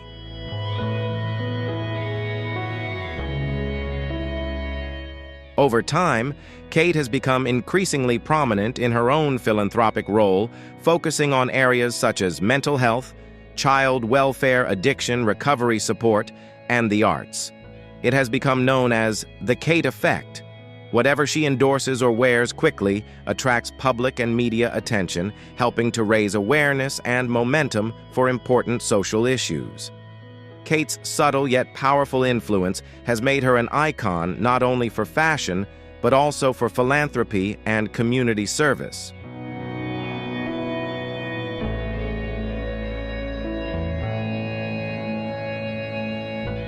Kate has a love of art history, which has drawn her to creative projects. She supports groups that use art therapy for children and takes on roles in arts organizations.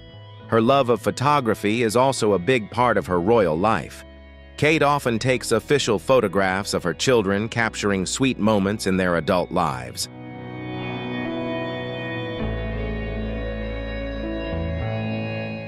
William and Kate made a great team in the early years of their marriage. They went on royal tours, always showing kindness and warmth. Whether visiting New Zealand or meeting leaders of other countries, they remained humble and friendly, winning hearts everywhere. Shortly after their wedding, they went to Canada on one of their first major trips together. Huge crowds turned out to see them. People loved Kate's natural grace and William's gentle demeanor, which was reminiscent of Princess Diana.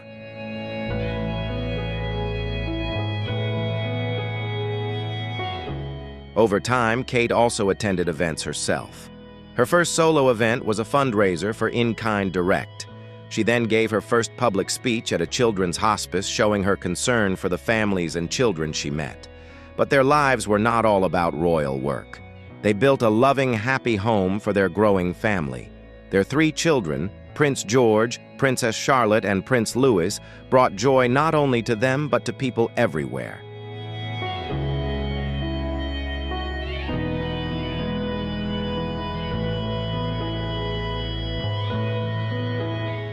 Kate has been praised for being a caring mother who always makes time for her children, balancing royal duties with a simple, caring approach to raising her children. Kate's work has grown as she supports causes in sports photography, mental health, and child welfare. She is also not afraid to speak out about difficult issues. By leading projects such as Action Against Addiction and mental health programs, she has encouraged people to talk openly about their struggles. It's about listening to people, understanding their stories, and using your voice to draw attention to the things that matter most.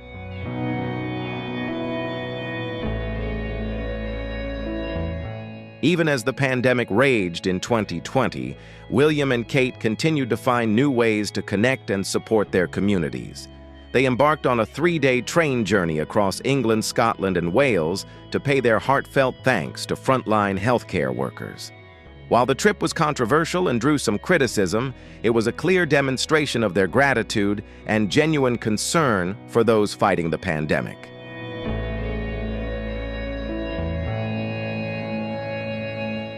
Over the years, the relationship between William and Kate has become stronger than ever. Despite many difficulties, public pressure, and family troubles, they have always stood by each other. Kate has brought William peace and happiness together. They have reshaped the royal image by combining tradition with a modern, humane, and generous approach. They are truly a strong team leading the future of the British royal family with dedication and responsibility.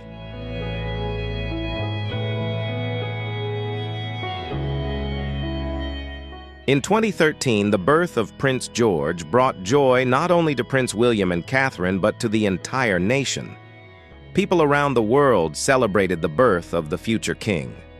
Princess Charlotte was born 2 years later, followed by Prince Louis in 2018. Each announcement was made with care and warmth, giving the public precious little glimpses into the lives of the princes and princesses while keeping them safe and private.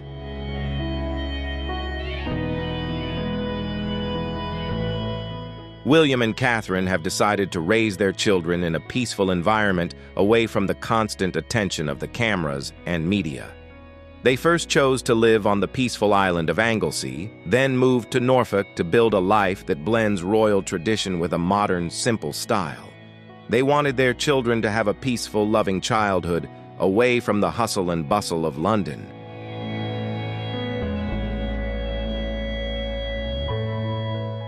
But William and Catherine are also well aware of the importance of sharing small moments of happiness with the public.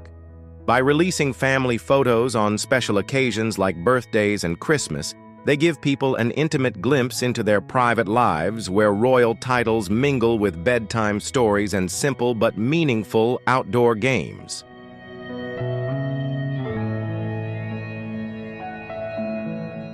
While building a happy family life, William and Catherine always kept their royal duties in mind.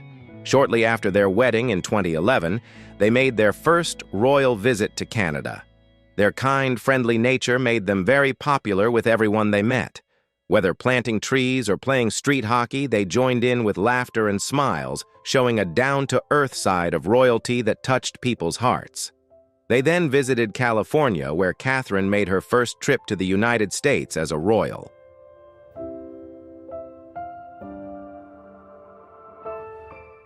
In 2012, William and Catherine undertook an extensive tour of Asia and the Pacific to celebrate Queen Elizabeth II's Diamond Jubilee. They visited countries such as Singapore, Malaysia, Tuvalu, and the Solomon Islands, carrying a message of unity and honoring royal traditions. Notably, Catherine gave her first overseas speech at a children's hospice in Malaysia, demonstrating her sincerity and deep concern for the less fortunate.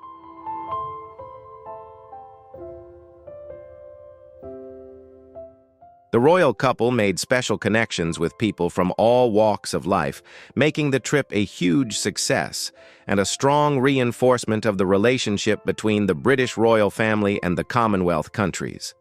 Their closeness and friendliness made the locals feel more appreciated and connected to the royal tradition.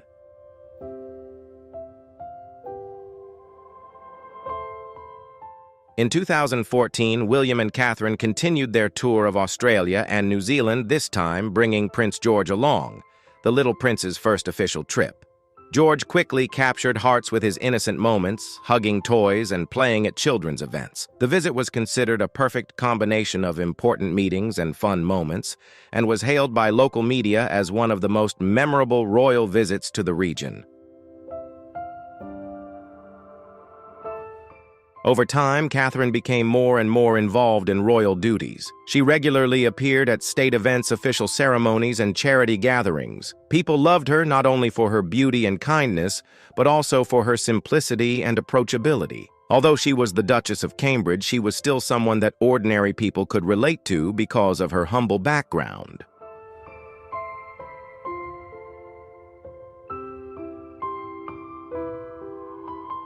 In 2022, after the death of Queen Elizabeth, Catherine assumed the title of Princess of Wales, a title once held by Princess Diana. Her grace and elegance in this new role has been widely admired. She has often stood by Prince William at important occasions, demonstrating unwavering strength and deep compassion for others.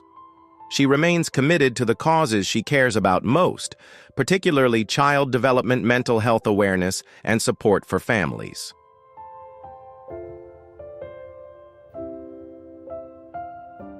William and Catherine have built a strong, united image. In 2016, they teamed up with Prince Harry to launch the Heads Together campaign, which aims to end the silence and stigma surrounding mental health issues. William has been open about his own emotional challenges, including grief after the death of his mother and the stress of working as an air ambulance pilot. This is rare for a royal, and people from all walks of life have appreciated it.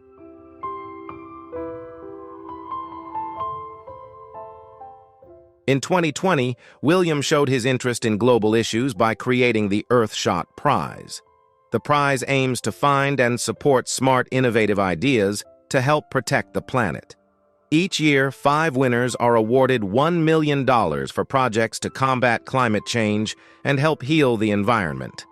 With experts from around the world participating, the Earthshot Prize is often compared to the Nobel Prize in terms of its importance.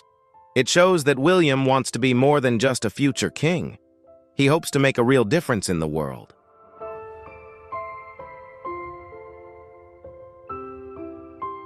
William's calm, steady leadership style has won him the trust of the public. In a survey conducted in March 2023, 74% of respondents said they viewed him positively, making him the most popular member of the royal family, even ahead of King Charles. People admire his calm nature, hard work, and dislike of unnecessary trouble. His honesty, kindness, and dedication to important causes have earned him respect and love.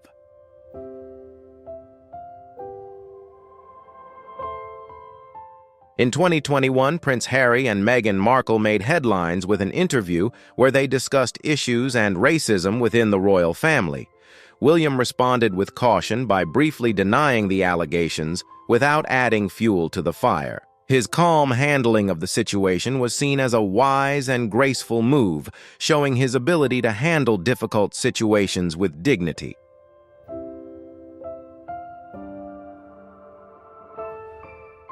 In early 2023, concerns about King Charles's health began to grow, forcing William to take on more responsibilities. He began attending more public events, presenting awards, and representing the royal family on international trips. When the king was treated for a minor illness in February, William immediately took over managing royal duties, charity visits, and important meetings. He was clearly ready for a bigger role.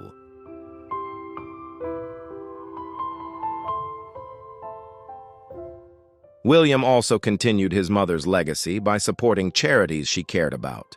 He volunteered with Centerpoint, a homeless organization close to Diana's heart, and even spent a night on the streets to understand their struggles. These acts served as touching reminders of his mother's lasting influence, now carried on by her son.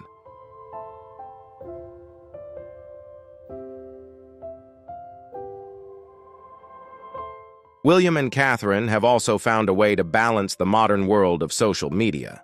Their Instagram account shares short videos, personal photos, and glimpses of their charity work.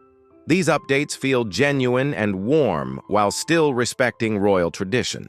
By embracing this new way of connecting, they have reached out to younger generations without losing the dignity of their royal roles.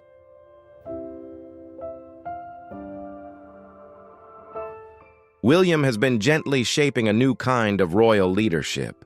Unlike his predecessors, he has not rushed to modernize the monarchy. Instead, he has guided it slowly toward a more open and approachable future while retaining important parts of its history. Some royal experts believe he could be the man to lead the monarchy into a kinder, stronger, more compassionate era.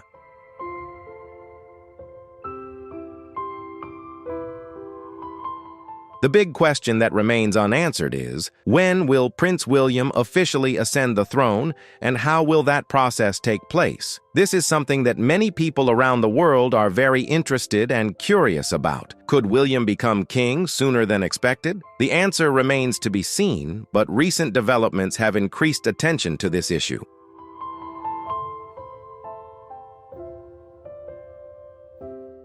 In January 2024, news from Buckingham Palace caused a stir around the world when King Charles was admitted to a London hospital for a routine checkup. He was diagnosed with an enlarged prostate, a common condition among men his age. Initially, everyone was reassured that he was healthy and would recover. However, during the treatment, doctors made a surprising discovery and decided to conduct more detailed tests, raising even more concerns about the king's health.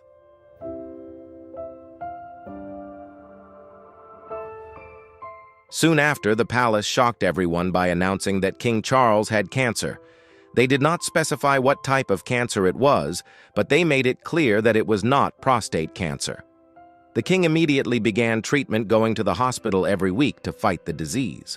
Although things were difficult, King Charles tried his best to stay active while receiving outpatient treatment.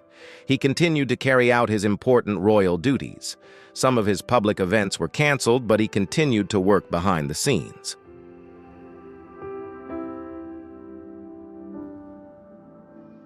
In March 2024, Queen Camilla appeared on behalf of King Charles at many important events, deputizing for the king whenever he was unable to attend. Her appearances helped maintain a stable image and a royal presence in the public eye during this difficult time. The royal family has continued to send out positive messages, stressing that King Charles is grateful for the love and support he has received from the people and his family.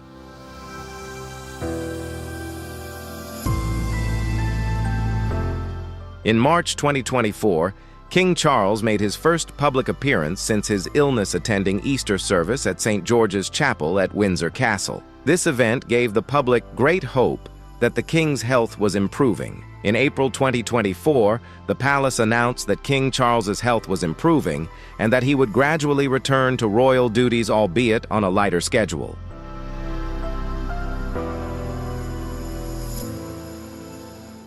However, concerns were raised again in March 2025 when the king was temporarily hospitalized due to side effects from his treatment. Several events he was scheduled to attend were canceled, adding to public uncertainty about his health. While the palace maintained an upbeat tone and tried to reassure the public, the news of Charles's cancer announced on February 5, 2024, remained a major question mark over the future of the monarchy. The palace did not disclose the type of cancer, but insisted it was not prostate cancer and that the king had begun aggressive treatment.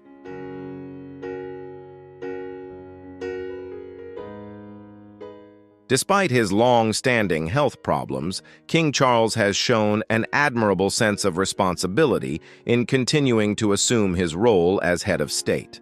He regularly attends government meetings, signs important documents, and takes a leading role in key decisions for the country. Each appearance, however brief, is carefully staged, demonstrating his efforts to maintain the stability of the monarchy despite his illness.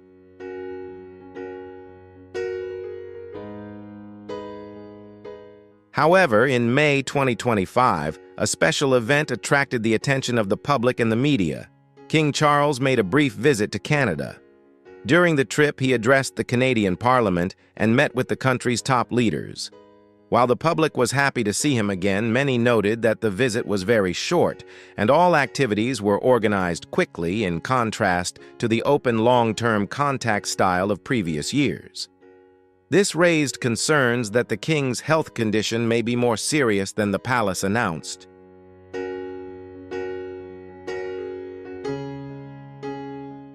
Meanwhile, Queen Camilla has been dealing with her own health issues. During a tour of Australia and Samoa in October 2024, she began to feel unwell and was diagnosed with pneumonia in November. As a result, many events she was scheduled to attend had to be canceled. Although she has gradually recovered, the illness has left her feeling tired for months, limiting her ability to return to regular royal duties.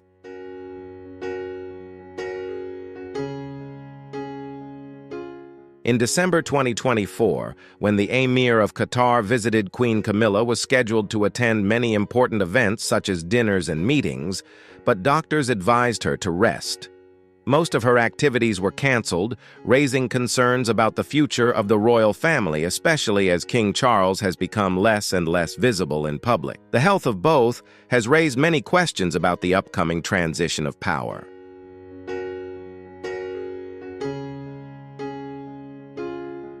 In April 2025, King Charles and Queen Camilla made a surprise trip to the Vatican as part of a previously unannounced visit to Italy.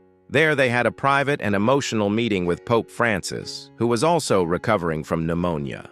The visit coincided with the 20th wedding anniversary of the King and Queen, and it was filled with many layers of meaning, from the deeply personal to the spiritual and historical symbolism.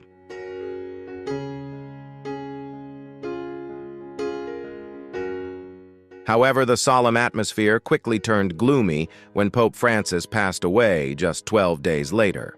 The appearance of three elderly leaders, the King, the Queen, and the Pope, at the same time when their health was failing, made the public think. The image of King Charles and Queen Camilla at the Vatican looking pensive and sometimes tired raised further questions about the future. Will they be able to continue to shoulder the great royal responsibilities in the future? That worry is quietly spreading among the people.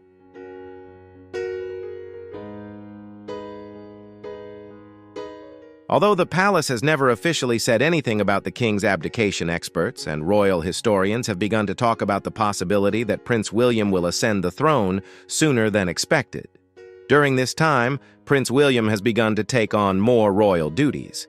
In 2024 and 2025, he attended more public events than he had before. He met with important leaders, represented the royal family at special gatherings, and stood by his father during difficult times.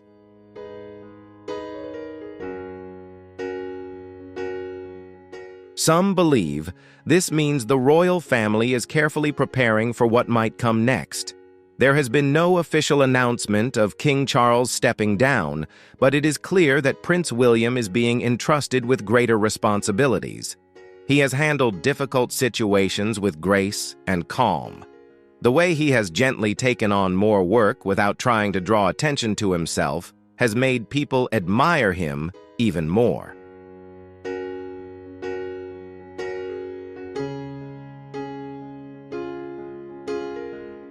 In the long and solemn history of the British monarchy, abdication is extremely rare and always carries serious implications. Although it is not a common occurrence, each time it has left a deep mark on the people and on the history books. 1936 was a prominent example when King Edward VIII suddenly abdicated the throne to marry Wallis Simpson, a divorced American woman with whom he was deeply in love. The decision shocked the entire kingdom, created a serious political crisis, and forced the government to quickly adapt to a period of unprecedented change.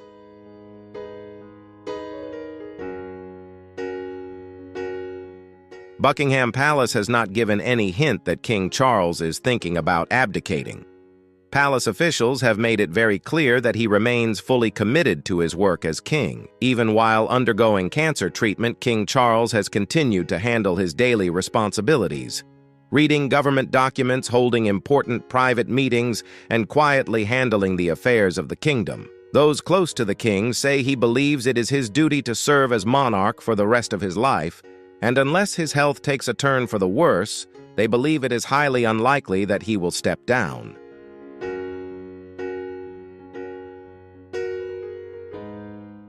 Across the UK, many people have shown great respect and love for King Charles. They admire how he has remained resilient in his role in the face of such a serious health challenge.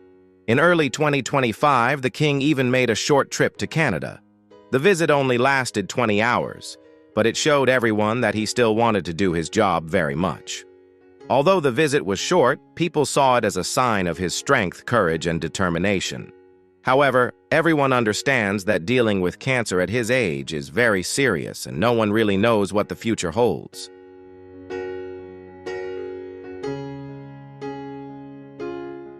If the time comes when King Charles can no longer fulfill his duties, Prince William will be the next in line for the throne. Many believe that Prince William has quietly been preparing for this possibility. Over the past 2 years, he has taken on more and more public responsibilities. He has attended key events, met with world leaders, and proudly represented the monarchy in significant moments. The way he handles these duties with calmness and steadiness has led many to believe that he is ready for whatever may come next.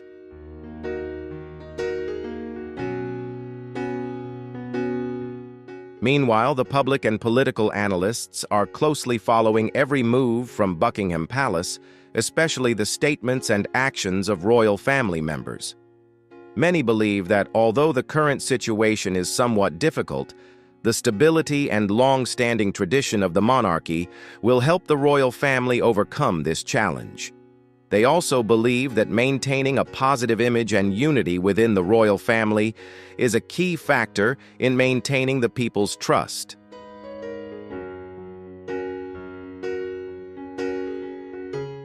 In addition, royal experts also mentioned the importance of modernizing the monarchy to suit the new era. The image of Prince William and Princess Catherine, showing a friendly and approachable image, has contributed to renewing the royal image in the eyes of the public. This not only helps to strengthen the position of the royal family, but also creates hope for the future that the monarchy will continue to exist and develop sustainably in the coming decades.